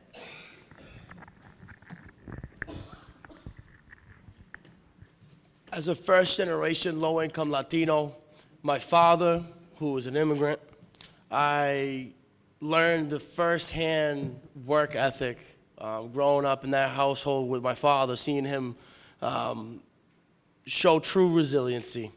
Always instilled in me that hope is possible by your hard work, instilling the value of education. I think immigrants in this country see this opportunity different. That perspective in Lynn is contagious. I definitely, when we look at some of the challenges that they face, some of these challenges are their biggest assets in itself. The amount of growth that our immigrant students face on a daily basis to assimilate into a culture they are not familiar with, to learn the language, to meet different cultures, to go into a competitive workforce that requires you to have education, to have some sort of training, and to overcome. That is what's remarkable about our families in Lynn, Massachusetts. Because we come together, the resources that we have to learn English, to learn Spanish. We're sitting a legend right to your left, Magali. She is amazing. She just got an award for Celebrate Day of Literacy. We have so much to offer, and for our diversity, inclusiveness in our district, it's valuable to our staff and the people that we serve. Thank you. Okay, so as I mentioned earlier, I just had a baby on August 15th, and his name is Marcus. Marcus is named after one of my best friends that I met in high school who was an exchange student. Meeting this exchange student that was new to this country, that was just learning English, was encouraging. I wanted to learn German, I wanted to learn more about the German culture, and it was a good experience. As an immigration attorney, I witnessed these families in their most intimate and important transitions in their lives. They bring multiple languages. They bring degrees and knowledge in how things worked in another place. I've been lucky to travel the world, and it's made me a better person. These are hardworking, goal-oriented human beings that make our communities better. And I think that that's a good thing for the city of Lynn. I think it's a good thing for the fellow students within our schools. And it's something that we need to emphasize and embrace, the fact that there are other cultures out there that can expand your mind, can expand your knowledge. And it's very important that our principals understand that and allow for cultural clubs and whatnot to grow and to prosper in our schools, so kids can learn about other people. And again, at the end, we're all human beings. So absolutely, I think that our immigrant families, our students from immigrant families, contribute so much to the diversity of the Lynn Public Schools, and that's a huge strength. When you think about the country as a whole is becoming more diverse, when you look at the demographics, what's happening in the country, and our students are able to get that experience of working in a diverse environment with people from different backgrounds and learning about their story, their culture, and that is a huge strength. Along those same lines, our students from immigrant families, they add an international perspective to our schools, to our education. Maglie Torres-Rowe, who's an educator at Breed, brings that international perspective. I know I've seen her at the Spanish Junior National Honor Society events, and in a world that is smaller, it's gotten smaller, getting smaller every day, but with technology and communication, that's a skill that our students have, is being able to learn about those other cultures. I've had the privilege of the last few years of going to a documentary that students in the Lynn Public Schools work on, Living in Two Worlds. And if you haven't seen it, I highly recommend that you check it out. These students are so brave in sharing their stories, and we all benefit from hearing about their strengths, seeing their strength and resiliency, and the city benefits as a whole. And so I'm grateful for their journey and also for their willingness to share. So you cannot teach diversity, despite what folks in white or North Shore towns might tell you. You can't put a curriculum in place and then have people say, oh yes, I value as you another human being who's different from me, even though everyone looks just like me around you. You must live it by example, okay? And that's what Lynn does. And every day when I drop my daughter off at school, there are at least 4 languages that we can hear being spoken. So guess what she will grow up not worrying about? Thinking that another language is somehow suspect. I grew up with Serbo-Croatian in my house, and it was one of those things that sensitized me to understanding that the language of home is the language of your family, and the language out in the world might be different, but you're always going to carry that with you. And that's what the families of Lynn bring in terms of diversity. Look, we're sitting on top of the Cultural Latina dance studio right now, where you can learn classical ballet or merengue. You tell me where else you can do that. We can go up that street and eat Vietnamese food and Venezuelan food across the street from each other. That is what our school system brings, and we are teaching our kids that that kind of diversity is how the world really works, and that is a strength you cannot teach any other way.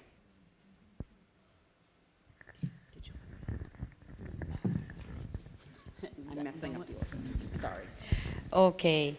Well, like everybody said already about the changes, diversity, and the different culture and the changes that bring each other. So when I arrived here, I was share my apartment with a younger lady that she's from Hong Kong, and another one is from Congo. I didn't tell you that I am a chef too. So we, as a partner, every week, one of us is in charge of the kitchen. So in every week we have dishes from every culture, and we learning how to live together, how to say hi in different 3 languages, and how to be matching the flavor, the spicy, and all the details about the different person that can be together and can be offer different thing and one dish, and then learning different type of things for show to another person that you can meet outside of that apartment. And the community, it was very full. Oh, I'm sorry.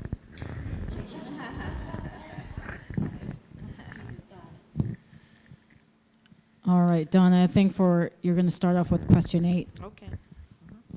All right. Have you attempted to seek out input from other cities, school districts about how to create solutions to Lynn School's performance, maintenance, building new schools? If not, why? If so, what effort is being made to replicate positive results?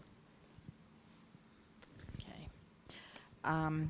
I have over all the years attempted to, and I have friends on other school committees, so I'm quite aware of like what they're doing and what they're trying.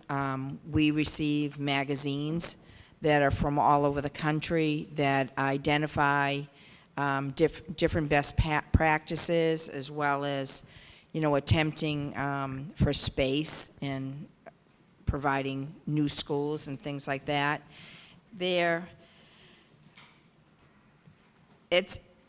Every community, I mean, you can get some good ideas, but also the size of our community, we have to kind of line up. We can't necessarily reach over to a community that's, that we touch, Swampscott or Nahant or Saugus, and say, we can do what they can do.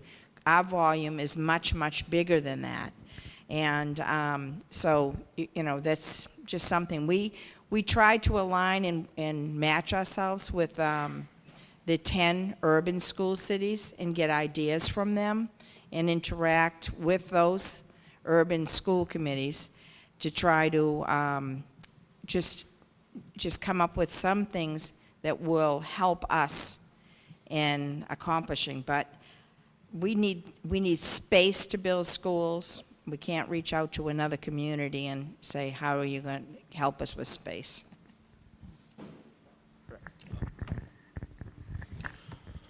So I have met with the 10 urban school district legislators and school committee members. Part of this 2 years, that's some of the work I've been doing, is to try to build connections to see how other districts are dealing with similar issues with capital need.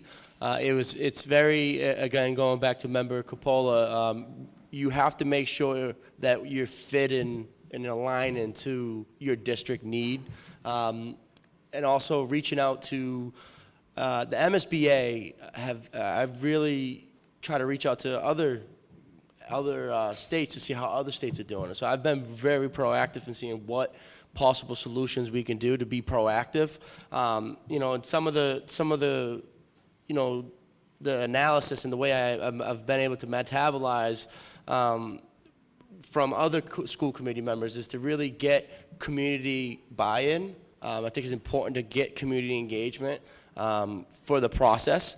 So I've been learning a lot of different best practices for community engagement to kind of get, instead of just waiting for the MSBA to kind of prepare for that, to see what kind of advisory committee can be developed to prepare us for that moment, so we don't have to just play catch when we can be prepared and move proactively and strategically. Because I think there has been so much efforts made currently, and I think we got to continue to move forward with building new schools.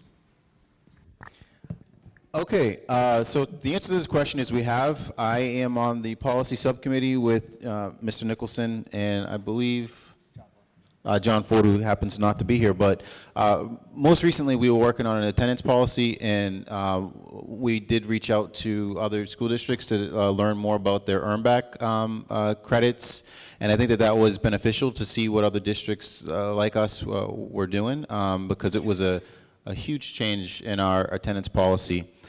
We look often to Lawrence, Springfield, Brockton, other urban school districts, and we also work with the Massachusetts Association of School Committees, who also works with these other large school districts. So we are doing this. Most recently, we did team up with Salem Public Schools to obtain a grant for our dual language program that's going to roll out in Harrington, and we teamed up with Salem Public Schools because they have a successful dual language program. So I think it's important to reach out to other cities and districts to learn about solutions and what's working with those districts, and to possibly team up or get ideas to better our services to our students. So that's my response. Thank you. Thank you. So the answer is yes, definitely. And I think this is a really important part of what we do, specifically in the sense of the creating solutions for the Lynn Public Schools performance. And I think the example that Attorney Satterwhite mentioned is a really good one, particularly around policies. We're setting policies, we're asking questions that cities and towns around the state have asked those same questions. And so figuring out how they answered them can be really, really helpful. The attendance policy, that we had a particular question about how could we technologically implement a goal that we had to do an earn back for students who had been missing class but then had found a way to improve their behavior, so that we thought that they merited credit for that. But that created a technological question. How are we going to do that? Well, we found out there were cities that had this policy: Brockton, Worcester, Chelsea. We called into those districts, and let me tell you, you're not going to get your question answered in the first call. You got to call, you got to figure out who the right person is, and eventually you'll find someone who's really interested in helping, because this is their life. They're proud of the solution that they implemented there. They want to share it. They're interested in the fact that we're interested in it.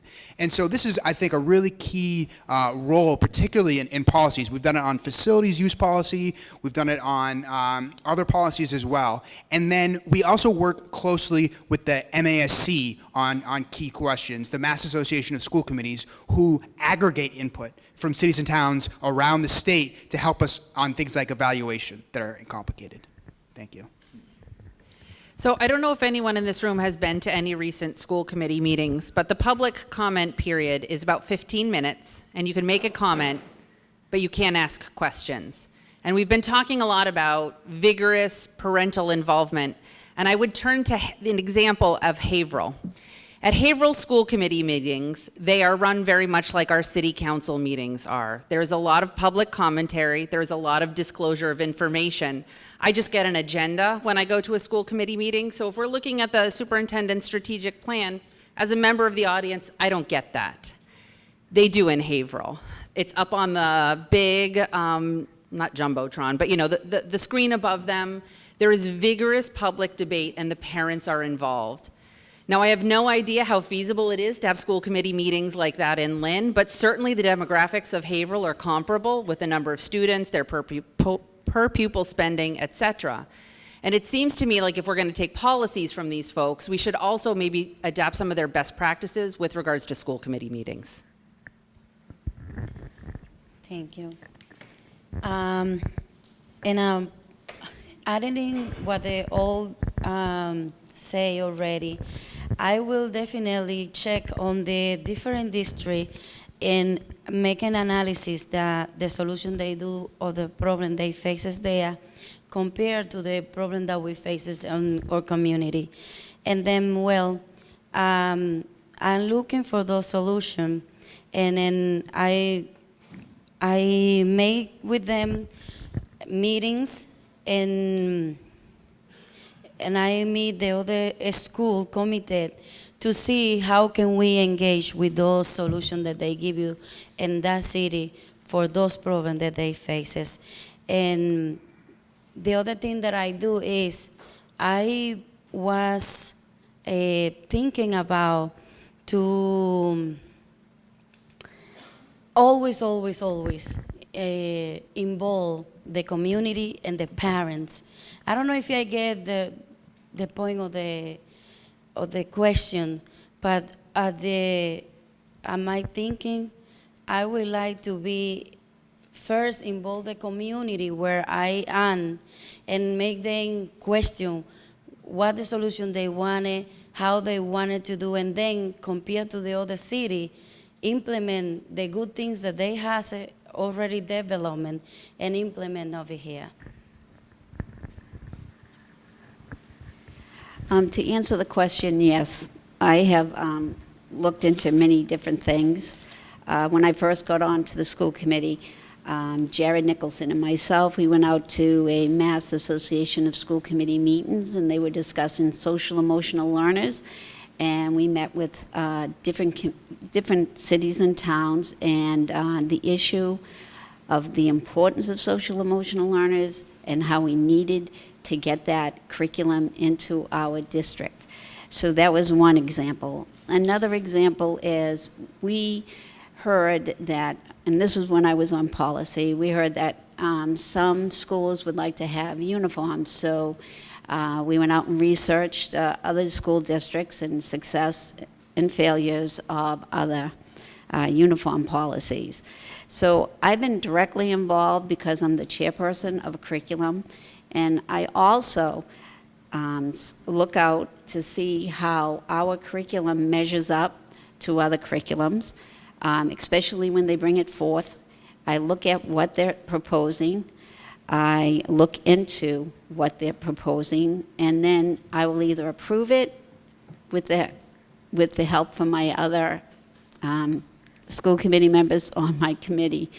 But I have been working, and I do working hard and look out for all the other communities around us. Thank you. All right, guys, 2 more questions to go. Brian, you're going to start question 9. Question 9. All right. So do you have sufficient time, energy to devote to this position? Well, absolutely. I give this job everything I have every day. I'm glad this question was asked. I'm actually really grateful for this job. Being a public service, am I good? Being in a public service is something that means a lot to me. Being able to devote myself to this position has been so rewarding. It's very humbling to impact my community the way I get to every day. I get to give back to teachers and students like myself. It's full circle for me. I'm very passionate about the issues that we face as a community. It's something that I take a lot of pride in. I really appreciate the community from when I was younger to now, because it's been such a ride for me, a journey that really is something that it's inspiring. I've used this platform to inspire broken children and families, and to really open their world up to academia, and that it's possible to come from nothing and to really pursue an opportunity. And that's what I've devoted myself to every day. Every decision I make is to help improve opportunities for our youth, our parents engaged in this community. And I don't give up. If you know me, get to know me, call me. I'll let you know personally. We can go get coffee, whatever you want to do. Okay. I have the time and I have the energy, and I love doing it. I mean, it's, That's okay. Go ahead, Don. okay, was that a problem? No, Oh, Michael was I wanted. supposed to No, hand he that? wanted the mic, but that's okay. Yeah. Okay. So anyways, I have the time and I have the energy. It's a very rewarding job and does take up a lot of time.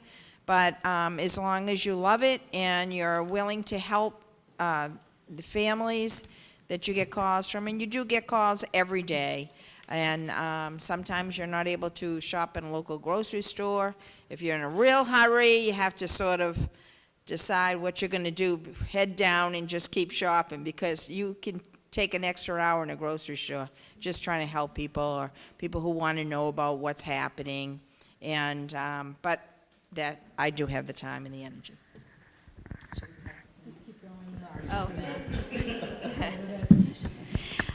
I definitely have the time. I have the dedication. I've had the dedication to work with students my whole life. I'm a public servant. I just love kids. I don't know what to say. And I always want to support them. And I really, really want policies, and I want changes made so that our district is the best district. And it's really difficult to do when you have such a large district, because there's always going to be something wrong somewhere, and you have to fix it. And you have to, you know, if you think of it like, as a public servant, think of it like your house. If something goes wrong unexpectedly, you have to fix it. And that's what public servant life is. If something comes up that's immediate, we have to fix it. I'm like going way too slow on these new buildings, though. It's really driving me crazy. I so want smaller class sizes for our students. And I have the time to continue to fight for that, and I will fight for that. And I'm going to fight for after-school programs, because they're not there yet, and I've been wanting that for a while. So I do have the time. And I take my calls. I talk to teachers all over the place. I think it gets people upset that people talk to me so much. But they talk to me, they express themselves, and then I try to solve their problems. Thank you. Well, I had the time, and I'm gonna put it on all my effort to do a good job and help every people who calling me on show, looking for a help. And I always gonna be helping the family, the kids, and I wanna work very hard for the school system, because I wanna make changes on the child, on the family, and on the school system. Can I just say yes and then pass the microphone? I was the president of a large local for union. I know what that kind of constant 24/7 emails, oh my goodness, I'm going to lose my job if you don't do everything right now is. I am no longer the president. I have handed that on. I've done some time and moved on. And let me just say that nobody knows multitasking like the parent of a young child. I'm able to co-run a Girl Scout troop, have a full-time job, also do union activities, and I've just sort of put one of those away to bring on a new one, and I say, bring on the school committee. Yes, as well. So I definitely do feel like I have the time. In my role as a professor at Northeastern, I actually do spend some time in Lynn in my day job. I work with small businesses, organizations that support small businesses. Our students represent those clients, and we're aiming to have a great presence in Lynn. And I'm really excited to be working in support of community economic development in my day job, as I also see that a goal of my work on the school committee, and seeing how important having great schools is to the city's hopes for growth. I also think I have the energy. I find my work on the school committee energizing. I love it. And it's just such a privilege to be able to learn about the community, what's going on, what people's needs are, what people's hopes are, what people's dreams are for their kids. And it does feel like a privilege and an honor to be in that role. And I feel honored to have the opportunity to work with my colleagues here and in support of the wonderful educators that we have around the district that work so hard. So I take it very, very seriously. And like I said, I find it energizing, and I think I have the energy to continue. And as an attorney, I tell my clients to answer the question that's before them, which would be yes, yes. But this is a learning experience for Jared. I think I have a year and a half on your marriage, but I'm going to earn some points here. Because of my amazing wife and my well-behaved children, I have sufficient time and energy to devote to this position. So there we go. Okay, I swear. I'll give you my remaining time. Thank you.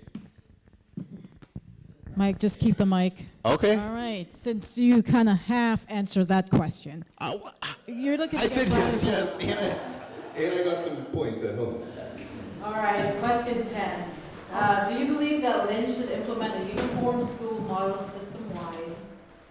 Or would the system benefit from a variety of models or options such as community schools, innovation schools, theme-based schools, etc.? This sounds like a Jessica Murphy question.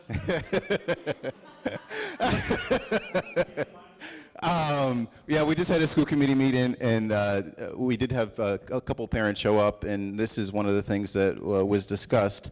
And one of the some of the things that we had said to the superintendent afterwards was, I think it's unique to have the neighborhood schools that we do for elementary. I think that it's good for each community to have some input into to make that neighborhood school the neighborhood school. I do believe that there are certain things that shouldn't be different and should be the same in every school, and I think that that's where the policies come from on the school committee side. So we create the policies, and then the superintendent and the administration would create the procedures, and there's some leeway for schools to work with those things as well. So yes, I think that every student should receive the same education. I think that they should receive the best possible education. I think that that shouldn't be different in each school. I think that we have to understand that the MCAS and other test-based scores are important in every school, and it shouldn't just be working in some schools. So data is very important, and I think that we need to emphasize and work with that data, and we need to give the resources and tools to the educators in order to give a good education to all of our students. Thank you. Thanks. So I agree with Attorney Satterwhite that there can be some tension that this question identifies in establishing uniformity throughout the district and making sure that all our kids have access to the same basic education, and then giving room for individual schools, individual teachers to experiment and figure out what works best for them. So that is something that we should be mindful of, but really something we should embrace, to allow the teachers, the educators that we have, to find ways to meet the standards that we set, what we say that every student needs to have, but to meet them in creative ways. And so one of the particular examples of the options they talk about is community schools. And we can absolutely do better at having real community schools throughout the city. And there's no reason why every school shouldn't be a community school. If a community school means inviting the community into the school, tapping into the community's strengths to improve the education, and offering the school as a resource for that community to use the building, to use the opportunity to gain skills. We have a community program at Lynn Tech, the community enrichment program that I'm involved in, that opens Lynn Tech in the evenings for adults to learn skills. Sometimes skills that will lead to a job, sometimes just fun classes. And those kinds of programs are a great strength. To answer this question, I want to draw a distinction between equity and equality. Equality is giving everyone the same thing and saying you all get the same thing. Equity is recognizing that if that thing is a bicycle, some people need a taller bicycle, some people need a shorter bicycle, some people need a bicycle where they can sit because they're in a wheelchair. We can all still run the race or ride the race of the bicycle with different types of bicycles. That's equity. And that, to me, is the answer to this question, which is the needs of each individual school. If our schools are based on our neighborhoods, right, and we're talking about diversity, there are going to be some schools where having English language classes there for parents, for siblings who've aged out of the system is 100% what that community needs, and they should be the ones to determine that. And that is equity. It's meeting the needs of that community, and it's also fostering engagement with it in that school, and it's not going to necessarily look the same as it does at another school. We know the MCAS are here to stay at least for a while. As I said, I was on that park team, and we rejected the park, so we have nothing to replace it.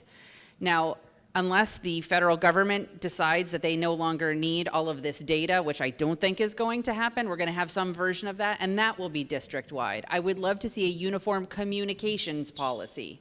But what else happens at the school? I think we should think of the bicycle example and which bicycle is going to work for which school, because they're not all going to look the same.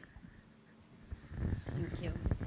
Yes, in my point of view, the uniform is very important because that shows respect, compromise, and against the compete between the student for clothes. I see that many kids are struggling because they compete what clothes is the one they has. And then I want to enforce and working for the school has a uniform. Well, as an educator, I teach on the secondary level. So on the secondary level, I have always experienced almost a community school. There's all kinds of programs going on in the high school, in the middle school. So I just think that we should reach and teach every student in the school system. And as Howard Gardner, with his multiple intelligence theory, always stated that in your unit, you need to have something with music. You need to have something with music and art and spatial, all different intelligences, because the population in front of you have those intelligences. And if I'm going to grab a student, like pull them in, we used to call it the hook. We pull them into education, we teach them. We have to be able to attach it in their brain.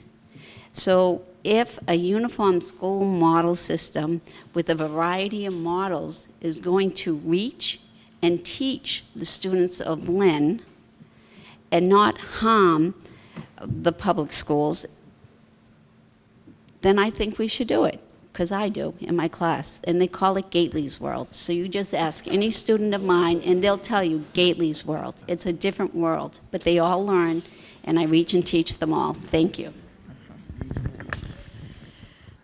I'm a person who's sold on community schools, but I understand that not every school would that be a fit for. But I think that for schools, for principal, the families in that school, and the staff that are interested in helping to implement that, are for that, then I would love to see a community school come back the way we had it at the Ford School, whether it's full or just some parts of it. Also, it's not unusual for us here in Lynn. At the Washington School, that was a magnet school, for science. And we're getting into the Harrington School. That's going to be the I think I lost the, Brian did that, I think. But we are going to have the dual language school, and so it does make a difference there. And some of our parents are very interested in having after-school programs in their school, but then there are some that are not interested in that. So I think that we as a committee, though, need to try to encourage our principals and particular schools to, go for what a family has needs for. So For question number 10, I think surveys are great. I think getting the community input. I think a district-wide uniform survey. I think we would have a lot of good input there. Because before we go district-wide, I think we need to get the community involved in any decision-making. I think parent choice is very important, especially when, you know, certain clothing, how the selection of a uniform. I think there's a lot involved in that process. But I am a fan of the Washington STEM Elementary School. Their principal is very proactive in our community. He actually was recently at our Stop the Violence walk recently. He showed up, and it was really inspiring to see that type of leadership. And I think in some of the words he said, well, this is my community. I'm here most of my time, and it's something that was it was so touching to see that level of engagement. Students were going up to him. They were so excited to see him. And it was one of those moments where, like, it was the things that you do when no one's watching. And that really inspired me when I saw that. And I truly believe it's important to have forums like this to create transparency. And part of creating these forums, we can identify what needs our community are really desperately wanting, and to develop the strategies to have those same solutions be sustainable, not to just wipe one good idea and then see it just loose out. But excuse me. That's it. All right, I think you guys survived.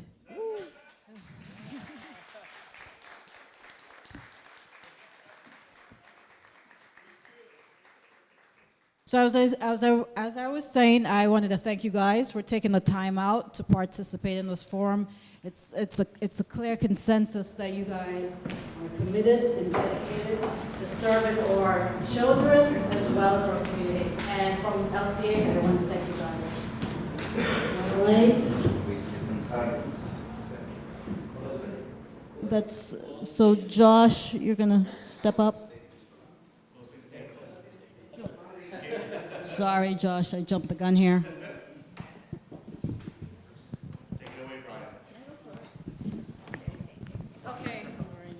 Thank you.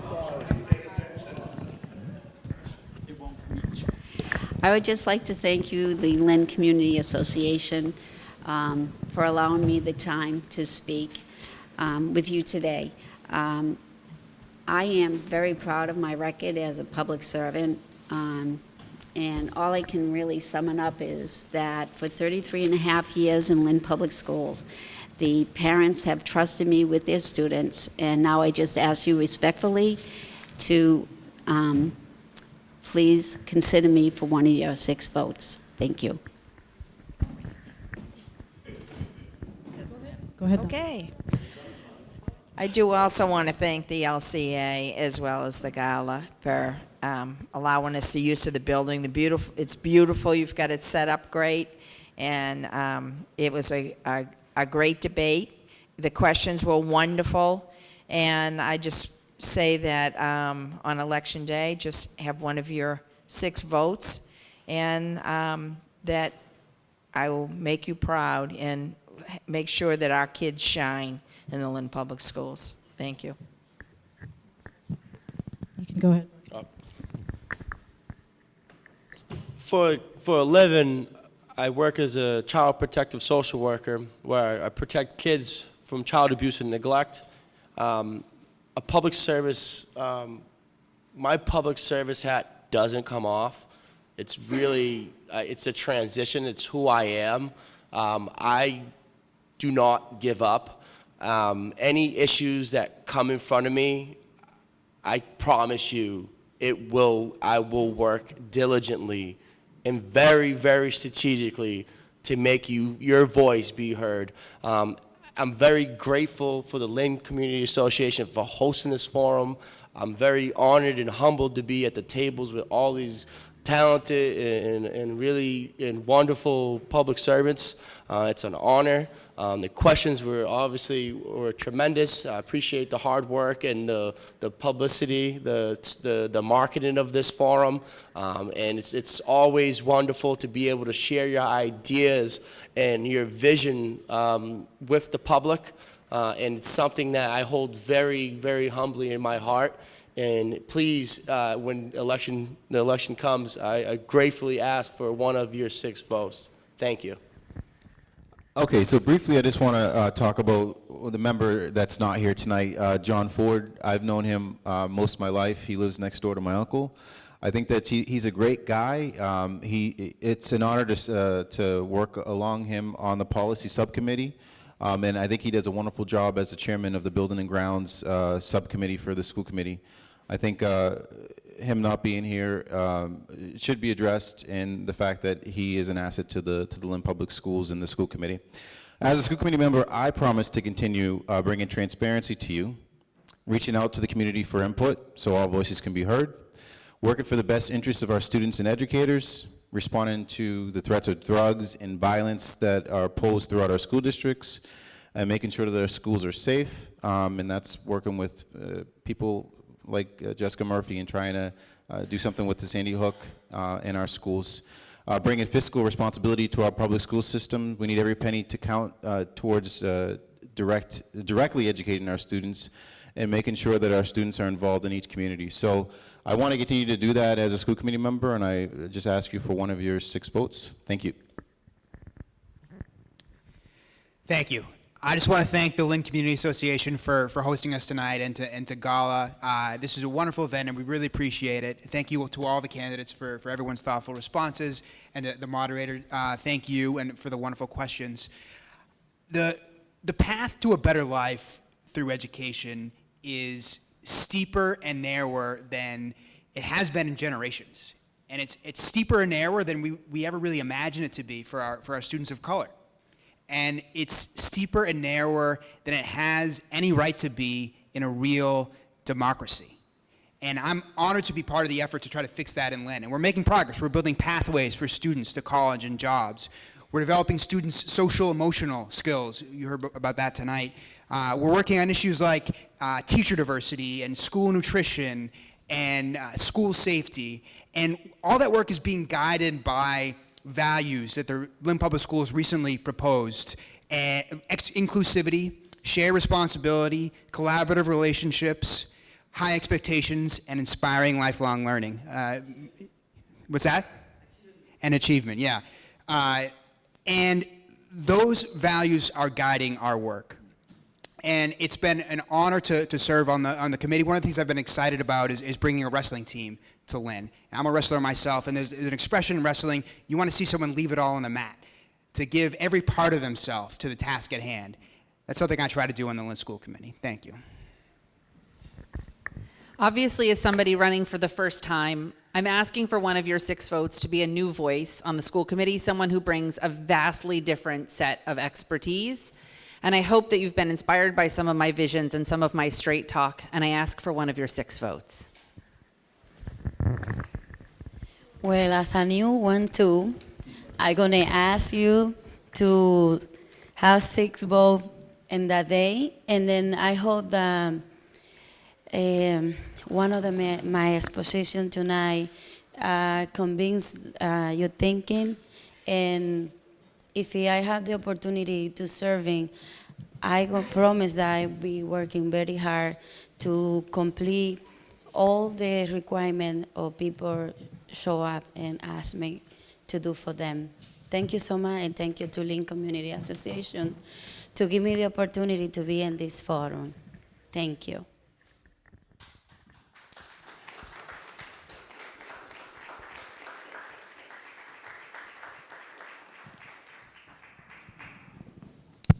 Good evening, everyone. Thank you for coming tonight. I know it's getting kind of late, so I'm going to try to keep my remarks brief and have you out of here within 30 minutes.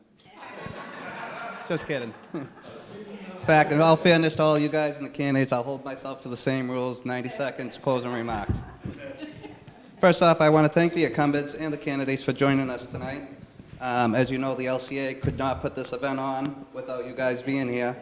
So we truly appreciate appreciate your participation tonight.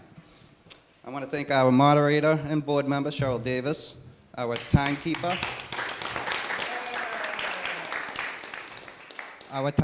Juliana Perry, and all our volunteers that passed out flyers, manned the food table, You all did an outstanding job tonight. Do want to give a special thanks to Annette Sykes, president of Lynn Arts, for allowing us to use this beautiful place. As well as to Christopher's Cafe for the refreshments, and to our good friends at LCTV, Lynn Journal, and Daily Item for covering our events. And, but last but certainly not least, I want to give a very special thank you to a guy who's new to our board. I'm very proud to have him on our board, and that's our committee chair, Coco, who just...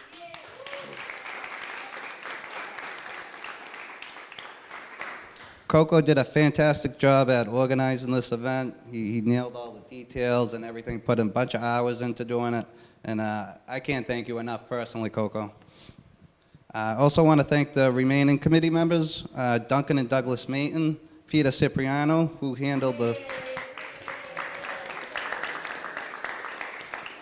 they handled all the sound equipment, the slides, and questions.